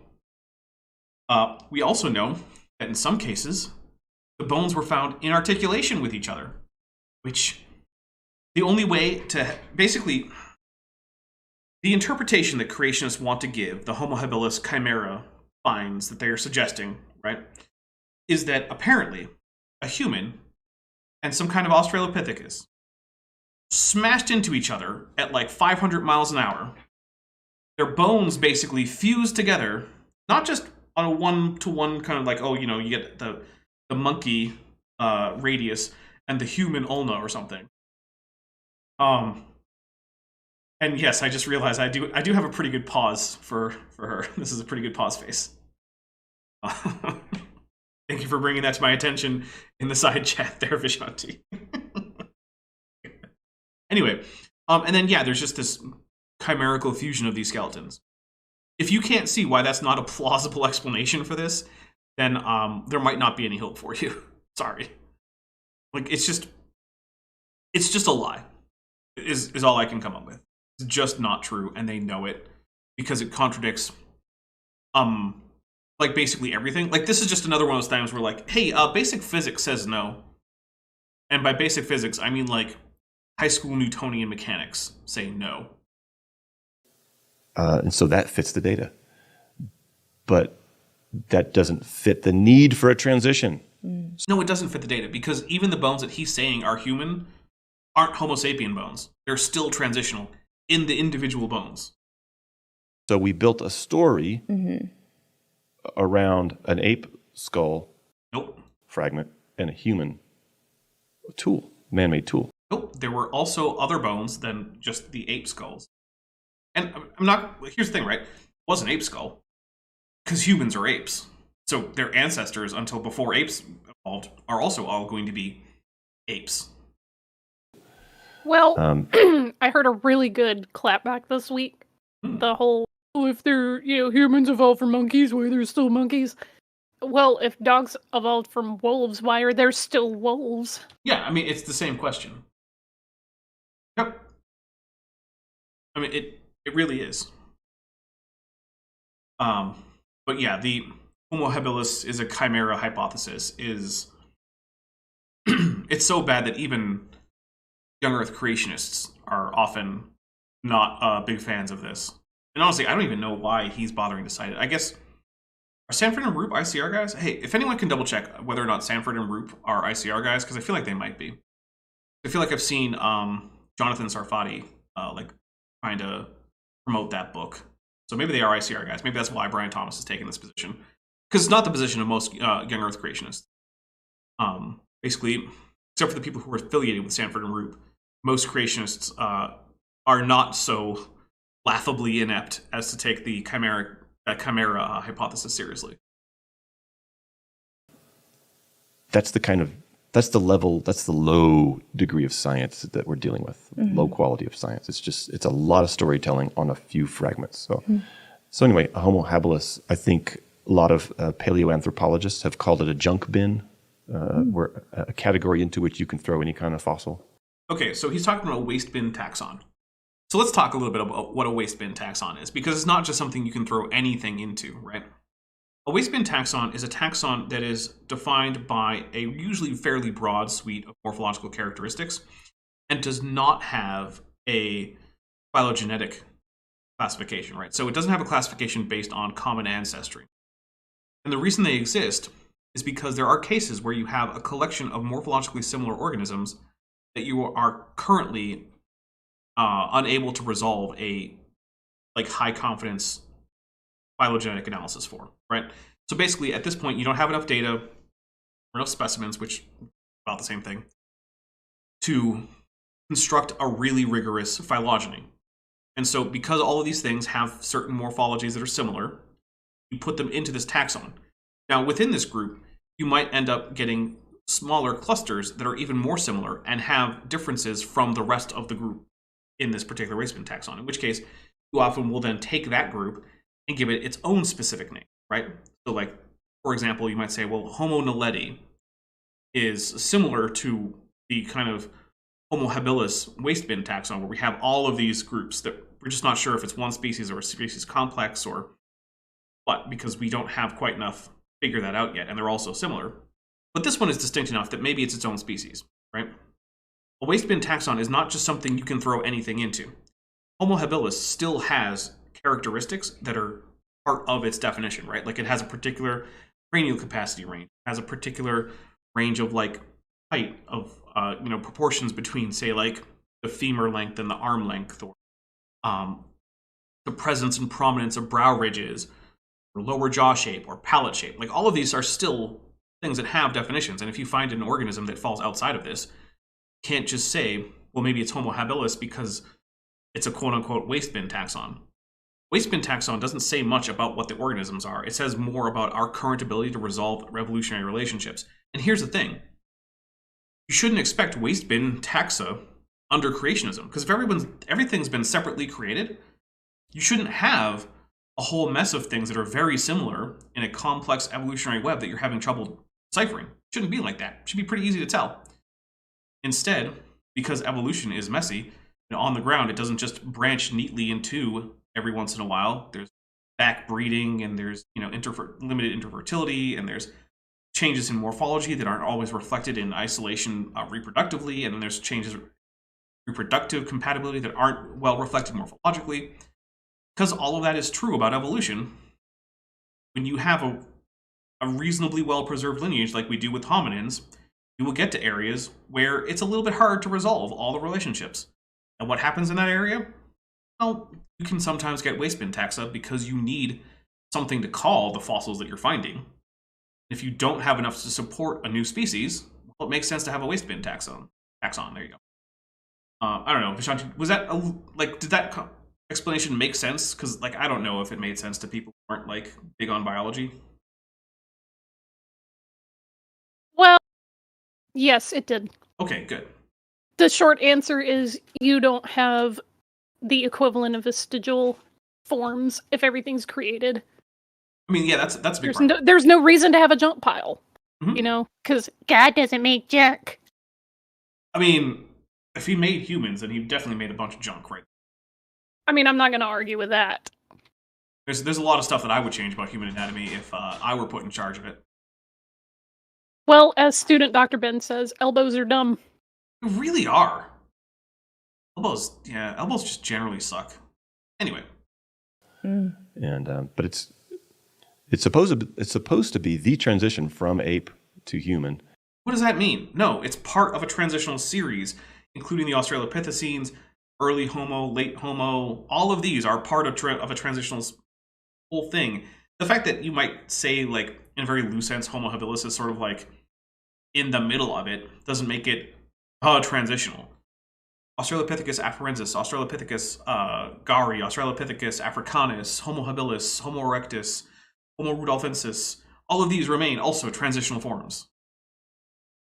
But every example of it is so fragmentary that you can't draw any solid conclusions from.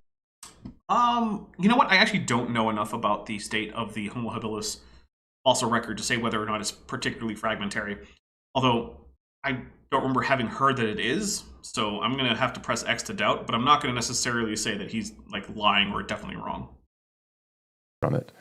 And what fragments we do have of either human or ape bones that are categorized as Homo habilis, mostly human, those are actually just humans. Except they're not, right? Because even the bones, like I've said, that they are identifying as human, which are usually postcranial bones, and usually long bones. We're talking humeri, radii, sometimes sacral elements, things like that, right? They are themselves intermediate. the angle between the condyle and the femur and the head of the femur will be intermediate. The actual shape of the pelvic bowl will be intermediate in these Homo habilis finds. It's not just that there's an ape-like skull on a human-like body. Every single bone itself is a mosaic in Homo habilis between the Australopithecus typical condition and the later typical condition in Homo. You can't just say, well, this is just a human bone, when it's smack in the middle of being between an Australopithecus and a late Homo bone. That's not how it works. Unless you're trying to say that each individual bone itself is chimerical. Like, I guess some ancient caveman was going around, like, gluing human and ape bones together just to fool later people into thinking it was evolution. Maybe that was a satanic plot right after the fall. You know, we're going to get Grog over here in Africa to go by and carefully produce chimerical individual bones that he'll then later lay in the ground just to trick 20th century paleoanthropologists into thinking a species called Homo habilis might have existed. It never did. Like, that's the level of nonsense that we're getting here if you want to take the chimera hypothesis seriously. Because each individual bone is itself a mosaic of features of late Australopithecus and early Homo. So they're already human. You know, human heads come in all kinds of different shapes. Yeah, but they don't come in any shapes that would correspond to what we find for Homo habilis or Homo erectus. Like, they just don't. They don't have the prominent brow ridges. They don't have the lack of chin. They don't have that kind of cranial capacity. They have significantly larger cranial capacities. It's just, I mean, they have foreheads for one thing. These other early genus Homos groups basically just didn't have foreheads as we know them today, where they have a big high dome. Like, these are outside the range of human diversity as it stands right now. More than any of the animals, human heads we have long, broad, narrow, I mean, so many different face shapes. Mm-hmm. And the same was true with our ancestors. So people in the past had very different looking faces than some of us do today. You know, it's Some weird. of us. It's weird because we actually have portraits that go back like thousands of years, and people just look like people. Yeah, they look the same. Yeah. Like, so I don't know what to tell you. Like, there's actually not any evidence that in a historical time there were like wildly different looking people. Like, it's generally not true. I mean, granted, there are regional differences, right? Like, you know, if you look at a portrait of someone in, say, like Egypt versus someone in, say, like, you know, Italian Peninsula or over in China, I mean, they're obviously not going to look the same, but they do look a whole lot like the people who live there now. Yep. So that doesn't mean they evolved. It just means they're humans with different shaped faces. Goodness. Actually, if those different face shapes occurred as a result of changes in allele frequency over time, then it does mean that they is evolved. evolution. Right. So it actually kind of does mean they evolved, whether or not they shared common ancestry with, say, chimpanzees. And there is, for instance, even in the New World, like Mexica and Inca art will show very distinctive nose shapes, and those are still happening in indigenous populations today, so... Wait, you mean it doesn't show that they had secret contact with Africa? Because obviously those were African features, because the people with that conspiracy theory have just never looked at the Mexica or the Aztec? God. Literally indigenous Guatemalans and... sorry, that makes my blood boil. Sorry, guys. Anybody who has a broad nose must be African. Get the heck out of here. Yeah, in case you guys don't know, that's a conspiracy theory that, like, the various, like, Olmec heads and whatnot were actually, like, brought there from, like, transatlantic trade with Africa because they look so African, and it's just like, no, I mean, they're a bit stylized, but they just look like the people who live here. Sorry. Yeah, I know, like, literally indigenous Mesoamericans still have those traits. Yeah. Large lips and broad noses, that is not exclusively a sub-Saharan African trait. Good grief. Yep. But hey, you know what? At least it's not a conspiracy theory about, like, the superior Europeans coming over. At least they picked a different group to be the ones who had the super awesome sea trade network. Oh, okay. Because usually those conspiracy theorists are way more white supremacist than that one.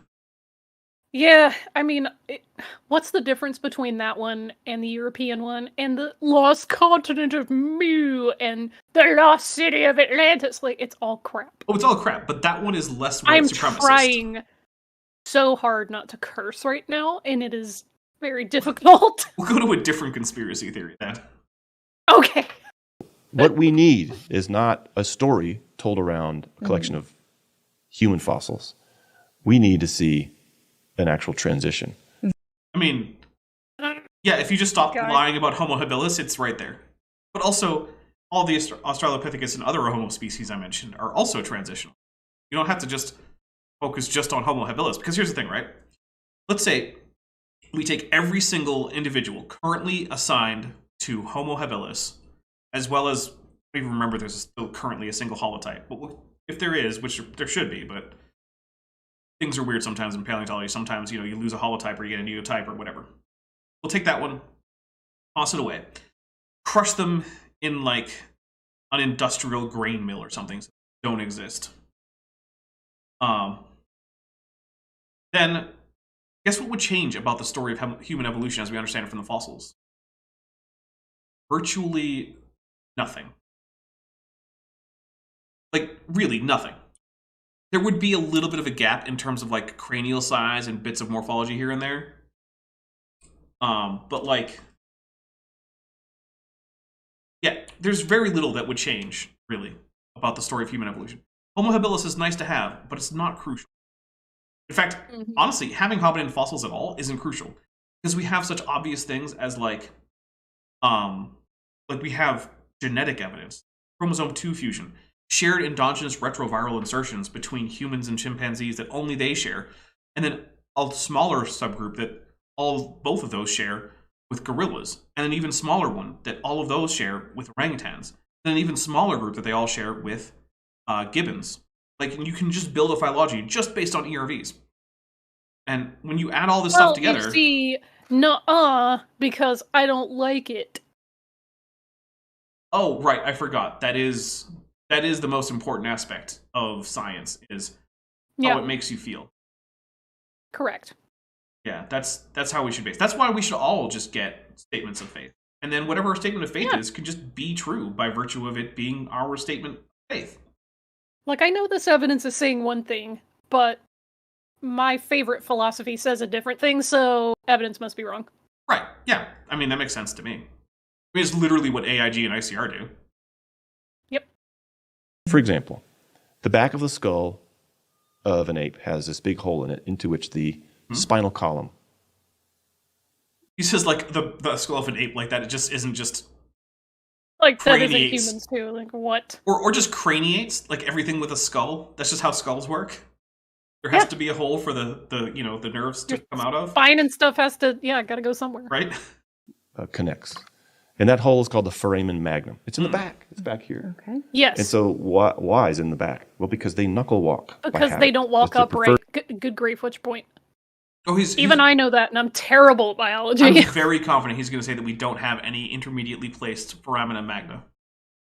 Oh, I can't wait for him to be extremely wrong about that. Although I think he might say foramen magnums, because I don't think he knows enough Latin to actually know that the correct plural would be foramina magna. Yeah. Third mode of locomotion, knuckle walking. So they're on all fours. And if the spine plugged into the bottom of the skull, the foramen magnum, the big hole, was in the bottom of the skull, like it is in humans, then they'd be looking at the ground all the time, or craning their neck up to try to see forward as they're knuckle walking. Yeah. In contrast, human skull has the foramen magnum on the bottom because we walk upright. Yeah. So we need to see a transitional. If there's really transitional form leading from apes to humans, for it. why don't we see, the foramen magnum migrating from the back to the bottom? Oh, you know what? That's a good question. Why don't we see that? Oh, wait! Huh. Okay, well, I mean, Okay, well, look, I'm sure that if we looked around, we would not find any such examples, right? Like, I don't know.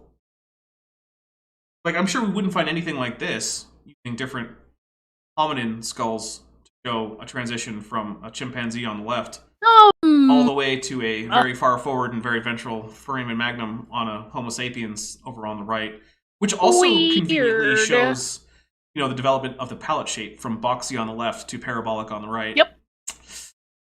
Also showing increasing cranial capacity. I mean, How about I don't know. that? Let's see what else we've got. Oh, look. Here's something interesting. Look at that. That's nice. What else? Asp! Oh, differently placed foramina magna. Here we got and weird. You know, it's almost like you just put those in the order that you wanted them to go. Yeah, except By the that's way, I've literally heard creationists say that. well. I mean, I put Well, them if you in. put them in this order, it looks like they evolved, but that's not what we hear. Look, we have another example with a chimpanzee, modern human, and Sahelanthropus. That's Sahelanthropus chidensis? yes, the most Chad of all Yay! hominins. The most Chad, correct. Yeah. So yeah, man, if only there were transitional forms with the foramen magnum going from posterior to ventral on the skull. Wouldn't that be convenient? That would be so nice for evolution. Gosh, that would just make creationism look so dumb. Seriously, oh goodness, we're getting the transitional slideshow accidentally because I don't know how to use OBS. Yeah, I don't need it. So yeah, that would be convenient. Too bad we don't have that, guys. Too bad a single Google search and then just clicking on images doesn't bring up dozens of images of exactly that. Man, Yeah, so bad at this. it's honestly embarrassing that there are It is humans embarrassing who are like for this. him. Wherever Erica is right now, she just took psychic damage and doesn't know why. There's Erica just like sitting around watching cartoons or something, and oh my god, What what just happened? I'm gonna get an angry gram or something on Twitter DMs like, Dapper, did you just show a creationist talking about Sahelanthropus chidensis? Maybe.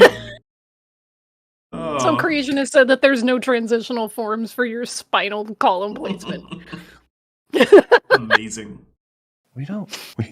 When we see a skull that's complete enough to even reposition the foramen magnum, it's either the ape position, Stop laughing. like in He's modern so apes, bad at this. and This in is Lucy. so dumb, man. Just It's so easily refuted. Like, hey, what's I that Sahelanthropus chidensis doing there? Oh, is it being intermediate? Neat. ape position, where it's in the back of the skull, or that fossil skull has got the foramen magnum at the bottom. It's a human.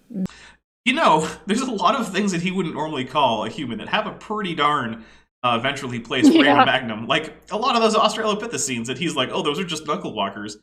Well, their foramen magnum begs to differ, as does, the angle of the femur and the shape of the pelvis and the shape of the lumbar good luck vertebrae. with holding your head, all the time at a weird angle because your freaking spinal column's not aligned right. Like, Yeah. dude. This So is we just see- so pathetic. Well, I mean, it's young Earth creationism. Of course, but goodness! I mean, it's like I say, look, the Well, we difference... just don't have any, and it's, oh my god, this guy, I can't. Look, the difference between young Earth creationism and like flat Earth in terms of why one is taken more seriously than the other is literally just funding. Yeah. Young Earth creationists are better funded than flat Earthers, so they get better production value. That's it. This isn't any better evidentially than like Eric Dubé's 200 proofs that the Earth is flat or whatever, or the Earth is not a spinning ball or something, whatever he titled it. Like, we're getting the intellectual equivalent of Eric Dubé, but spiced up with, some nice backgrounds and some fancy production quality, some reasonably catchy theme music here. Either or. Stanley says, every time a creationist says there are no transitional fossils, an angel gets its wings. Nice. Perfect. Yes! Oh, man. When evolution is looking for that transition of almost and becoming. Yeah. But the real world is really bucking against the philosophy of transitional forms. So It's not a philosophy, dude. It's a prediction of a scientific theory. One that's been confirmed over and over and over again. Like... And, unfortunately for him, the more sophisticated our scientific understanding gets, and the more in-depth things that we learn, the more it confirms Universal common ancestry. Yep. Ah. Amazing. So in the absence of actual transitional features, there's desperate attempts to tell stories to backfill the need for transitional Desperate forms. attempts to tell But stories. Yeah, like your chimerical. Projection. Seriously, we need to have an entire like parody version of Tradition from Fiddler on the Roof, just about creationists. Oh man, yes. Uh, Projection. we gotta get that. Projection. We gotta find some really good bits for like the female choir part, talking about the various things that they do during the day as like their traditional part, but it's all just things creationists do.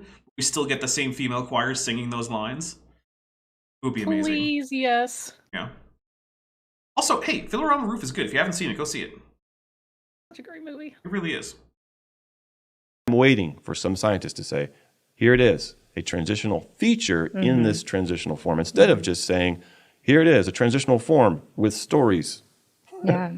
Oh, so you mean like maybe mean intermediate cranial capacity between Miocene apes and modern Homo? You mean location of that little for your spinal column? Yeah, And all yeah. the little nerves and stuff? Yeah, You mean like that thing? an intermediate placement for the foramen magnum? Yeah, that could be it. Huh. What about... Oh, well, I guess we'll never have one. No, we got nothing on that. So just to be clear, we don't have. Ooh, David DB number says, if I were an ape man.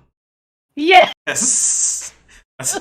Okay, so now we just need an entire parody version of Fiddler on the Roof that's just about young Earth creationism.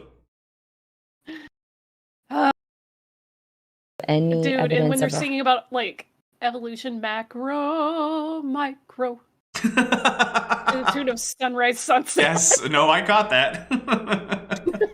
Amazing. All right, any lyricists in the chat, get on this. fully formed that link between the human and the apes. So you're saying when we find things, it's just fragments of something that they think is the transitional. No, we've got nearly complete skeletons. And here's the thing, right? You say like, oh, this is like a 40% complete skeleton. That tells you about more than 40% of the skeleton, because there's this little thing called bilateral symmetry that apes have. Mm-hmm. Yeah. So if you find like the right ulna, you know what the left ulna looked like. Cool, isn't it? Well, you know, maybe they just hadn't evolved the other half of their body yet, and it, you know, wasn't. You know, that's an actual fossil Ray record- Comfort thing. God. I've no actually, way. yeah, Ray Comfort has been like, well, how do you evolve the left and the right half to match? Like, What? He cannot be that dumb. Mhm. He cannot. No, he can. I'm gonna go cry blood now, I think. Yeah, this is a man who thinks that the evolution of humans involves long stages where there was basically just like a blob of cells that suddenly got like a human leg, and then human like eyeball popped in there somewhere, and that's apparently how evolution works. And then it was, according to him, it was just convenient that one of these blobs of cells turned into a male human and another one turned into a female human, so that they could then have human babies. Coffee So- Bread says the left half is a banana. I've also had had Bill Morgan say that if you have an or a mutation that lengthens a bone, then you have to have subsequent mutations that then lengthen the muscles and the tendons and the nerves, because he doesn't know how embryology works at all. Because that's not how that works. Goodness. Yeah. It's Wow. look. There are tiers to how well versed in biology and embryology and evolutionary biology creationists are, and like Bill Morgan and Ray Comfort are very near that bottom, along with like Kent Hovind. Olivia Williams for $2.79 Beaver Bucks says Crocoduck. Yeah, I don't think he's going to go full Crocoduck, at least. But I think he knows enough to know that that is not a good straw man, because it's so obvious it's not what evolution is predicting. So I think he's not going to go full Crocoduck. But oh yeah. Well, they're okay with not using that argument, but they'll go with all the other ridiculous arguments. Okay. Yeah, because for a layperson, they're less obviously ridiculous. The only thing they care about is we think that most people won't be dumb enough to take this idea seriously. Which is the same thing with the floodgates of heaven. If they didn't think that no one would take seriously the idea of a solid dome above the earth that lets in the cosmic ocean, they'd go for it. If they thought that people would buy that, they'd do it. They'd try it. form, but there's not a fully formed anything out there. There's no example I know of a transitional form that actually has a transitional feature. Man, if only we hadn't You're a just fool. seen I'm them. just gonna say it.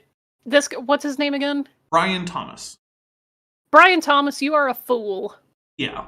And the thing is, I'm on record as saying it. You are a fool. I have trouble imagining that he hasn't just, checked. That he hasn't just, taken the time to say Google, four-limb evolution or something. No, why would he do that? He's Yeah. not going to Google evolution because he knows it's not true. He's going to just walk in a room, cover his eyes, and go, I didn't see it.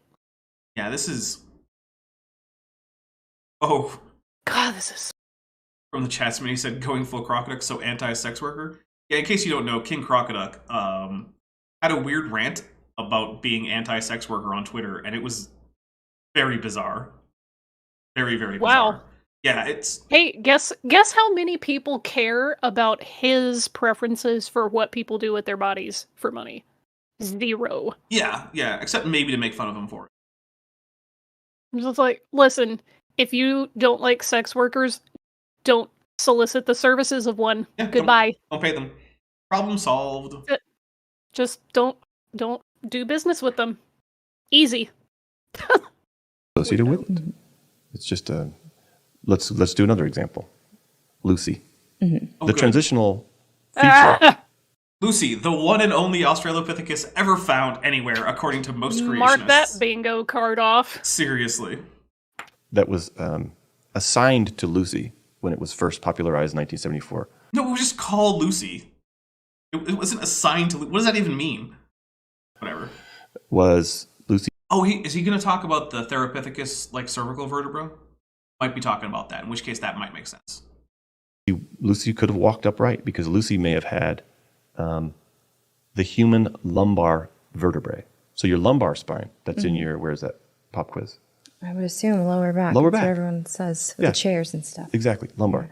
So it turns out that ape lumbar vertebrae are shaped and positioned. They're rigid, and their whole back... I mean, they're more rigid than human ones. Okay. But they're not like chimpanzees don't have a rod for a spine. So let's not go crazy on this. is in the shape of a letter C, just a slight arc to it. So from neck to hip, it's a C. That is broadly accurate, yes. Non-human apes tend to have a single curve on the entire spine. Goes, from one end to the other. That's true. Whereas in humans, it's a letter S. Because we have a lumbar curve that It's called lumbar lordosis. they don't have. So I guess it's probably just spitballing here because we walk upright and they don't. That's exactly why. Yep. And to be fair, I think he's going to say that. I think he's going to give that as the explanation. we need to have a transition from the C-shaped back to the S-shaped back. Where is that? Where are those transitional vertebrae? That's actually a good question. See, the problem is that basically one of our earliest hominins that we have is Sahelanthropus chilensis, which isn't super well known, but we do suspect that it did actually have a pretty well developed lumbar lordosis. In part because when it was on the ground, it was primarily bipedal, which means that it does need that little bit of curve there to help it stay upright. Which means we actually don't have a lot of great transitionals for the transition between quadruped on the ground and biped on the ground. And part of the reason for that might be that before hominins stopped being primarily arboreal, they were already primarily upright arboreal clamberers rather than quadrupedal brachiators or something like that, right? So I have you now. yes, thank you, Dr. Banjo. And yeah, look, that's a place where it's the transitional record isn't super great here. But if he's going to lie about Lucy, because... Well, you don't have it, so I guess none of it ever happened. Yeah, but the thing about Lucy is that creationists like to say that Lucy was a quadruped, which would actually make her more transitional than she really is. Which is weird, because she's not a quadruped. She walks upright.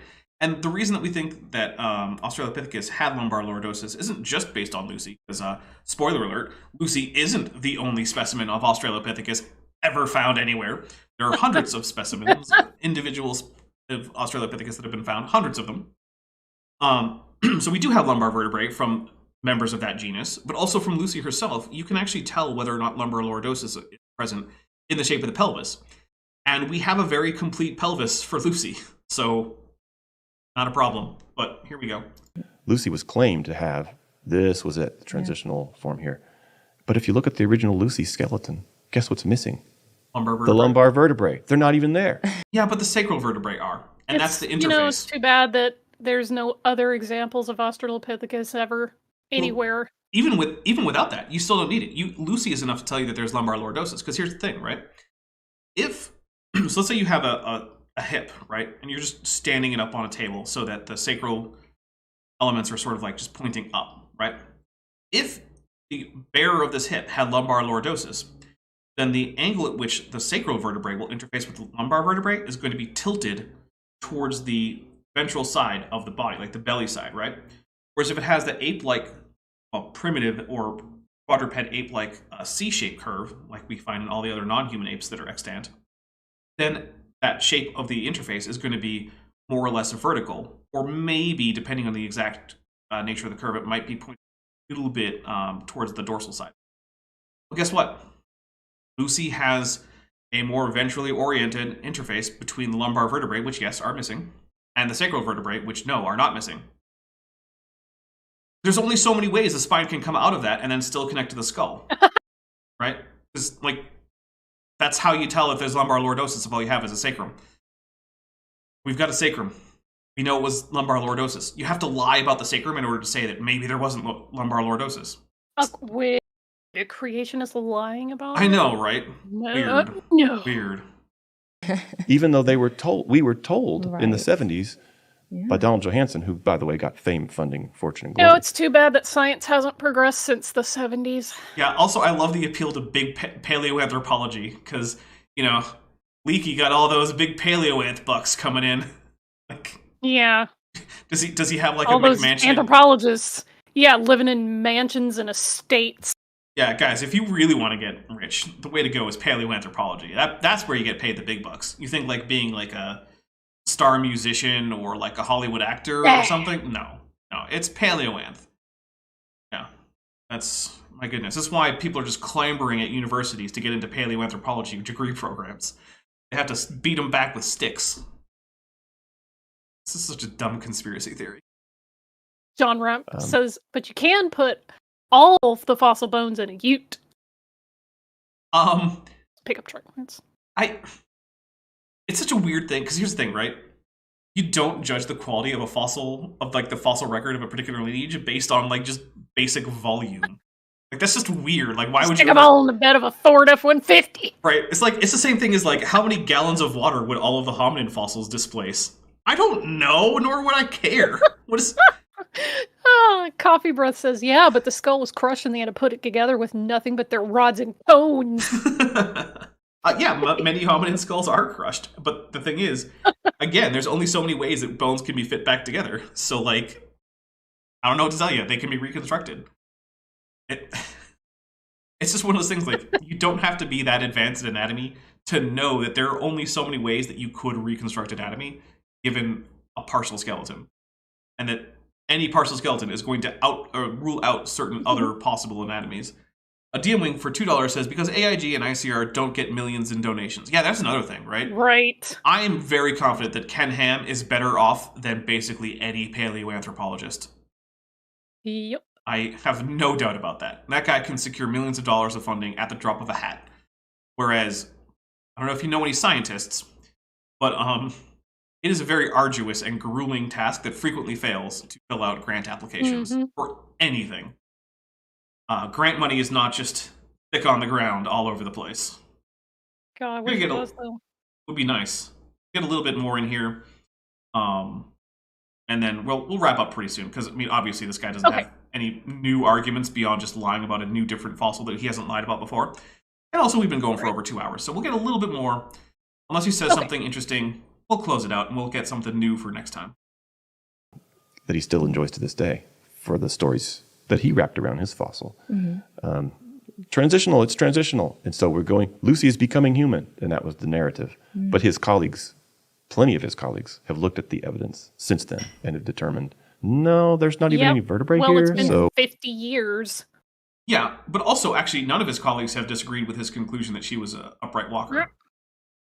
we're not going to conclude that it was Yeah. becoming human, that it was. No. Okay, so what's actually happened is that the position of Australopithecus afarensis as being on a direct line to Homo sapiens has been contested, and I think rightly so, right? So, first of all, chances are, if you're looking at the fossil record, you're not going to find the direct ancestor, right? Because just like today, most genera are multi-specific, and multi-specific genus that leads to another genus, like Australopithecus leading into Homo. If you have a multi-specific genus like that, the chances that you found the one species that actually leads to the later species you also want to find connections to, fairly slim. So Australopithecus afarensis was probably a little side branch. But the thing is, the existence of organisms with this morphology, even if they're on side branches, is a prediction of evolution, and it's something creationists have spent decades pretending won't be found, and that any supposed instances are just fake news, which is just, what Brian's saying here. Yeah. So, I mean, again, it's the same thing if you find your DNA cousin. It doesn't mean that your DNA cousin is in your direct line of ancestry. right. It's one of your great aunts and uncles who had kids, who had kids, who had kids, who had kids, and that's what we're talking about with Lucy. Just because it's not in our direct great grandparent doesn't mean that we're not related. It just means that they are a genetic cousin. Yep. And I had to translate that into simple non-biologist terms because I'm not good at biology. And the thing is, just like with the genetic cousins that you might find on like an ancestry.com, like you and someone else have their DNA test, and it turns out that, hey, you're probably related. The only reason that would occur is common ancestry, even if the person you find isn't on a direct line of your ancestry. Correct. So it means we had a common ancestor a real long time ago. Mm-hmm. All right, guys, so we are going to start wrapping this up. Vishanti, any channel news or anything else that you want to plug? Well, I am still in transition. It is much easier to do work now. I have bent recording on deck to do, and I have my new work schedule, which hopefully, goodness gracious, they keep throwing things at me. Hopefully it'll settle down to where when I come home, I'm not just wildly exhausted. Right. And when that becomes more of a easier weekly schedule, I will be more energetic to record my videos. And the only reason I haven't been putting things out is because of pride, honestly, because I said, hey, my first video is going to be about how there's no Pope of Science. And then there's all these other topics that I could be releasing shorts on or something. And I just said, no, but I said my first video was this other topic. So it's a dumb thing. Here's the thing you could do. You could just record those. Do something else. Yeah. Well, I know. But you could also just even upload them, but just not release them until after your first video. That way you'd have a back catalog. Yes. This is also true. It's just very irrational of me to do it this way. So that's the big hampering thing, is that I said, well, my first video was X, and I still want to do YZ ABCD other stuff too. And I'm like, no, you said you'll do X first. Hey, we all have our idiosyncratic, irrational tendencies. It's okay. Hey, I said it earlier in the stream, I'm weird, so. All right. Mm-hmm. Well, up on this channel, let's take a look. So in about 2 hours, a little bit less, I will be on Chesh's channel. Any of my moderators, if you could put that link in there, that'd be appreciated. We're going to be covering some news. Actually, I can go double check some of the things we're going to be talking about real quick. So we're going to touch on the Dungeons and Dragons news. There's some Twitter news, because of course there is. Why wouldn't there be? Oh goodness. I think there might even be some Harry Potter news. That's not a dumpster fire. Oh no. I think we're going to touch on AI stuff, because there's currently lawsuits going on with AI art and nonsense like that. Yeah, there's just a bunch of stuff. Erdogan has been unseated from leadership of Turkey, which is an interesting thing. He's been interesting. Yeah, he's been in charge of Turkey for as long as I can remember, but he lost an election, so it looks like he's on his way out. Oop. Yeah. Look, as far as I'm concerned, he can't go fast enough. I am in no way a fan of Erdogan. Yeah. Not. I don't normally get very political on this channel, But like I've said, as a rule, if you're a politician, I probably have something deeply against you if I know enough about you. Yes. So, yeah, so like there's going to be some interesting stuff to talk about there. And I'm sure at some point I'll have something interesting to say. Actually, when it comes to the D&D thing, Chesh is far more pessimistic right now than I am. So it might be interesting to see the difference there. Okay. Because I'm like, oh, hey, you know, there's some good steps. We should still be wary, but, you know, there's certain things that, like, Wizards of the Coast have done that are, they are literally irrevocable. Like, there's no going back from it. Like, I don't know, I think they might try. I'm like, I guess. Let's see. Money. Oh, John Rapp checked the ICR total revenue. Is that per annum or is that monthly? Because 13,368,247 for at June 2021. So no matter what period that is, that's a fair bit. All right, but on this channel, so on Tuesday, we are having Kent with Bent. That'll be the 31st. On the 2nd, the final episode of the Kurt Unwise series, where Kurt Wise is going to talk us through how the flood caused all the fossils. That'll be the 3rd episode of that. It'll be, I believe, the one where we find out that Kurt Wise apparently believes that pine trees are extinct. Because that's what he put on screen. So, I couldn't believe it when I saw it, and I don't think you'll believe it either, but it's right there. It's in, I'm going to say in black and white, but for some reason he's actually using black and green. But, like, yeah, it's right there on screen. So then on Saturday, the 4th, I'll probably be doing more of this. Then on the, let's see, the 7th will be another Kent with Bent. There should be a supercut coming out on the 9th. And then on the 11th, I am planning on that being the actual day for the Cambrian Bunny Awards, where we will count up the votes and close voting down. And yeah, we'll announce the winners. That is, you know, pending scheduling conflicts not being a problem for both myself, or for all of myself, Dr. Dan, and Jordan from Reason to Doubt, because that was the nominating panel. So hopefully all of them can be there for the awards. If you don't know how to vote for that, look for the nomination ceremony, which was earlier this month. And in the description for that will be a list of video links for unlisted videos. Go to the one for the particular category that you want to vote for that particular nominee. Hit like, and that will be you voting. There you go. I think that's it. Shanti, unless you have anything else, we're going to get out of here. All right, wee! Bye. Thanks for watching, but before you go, I just want to say a special thank you to my channel.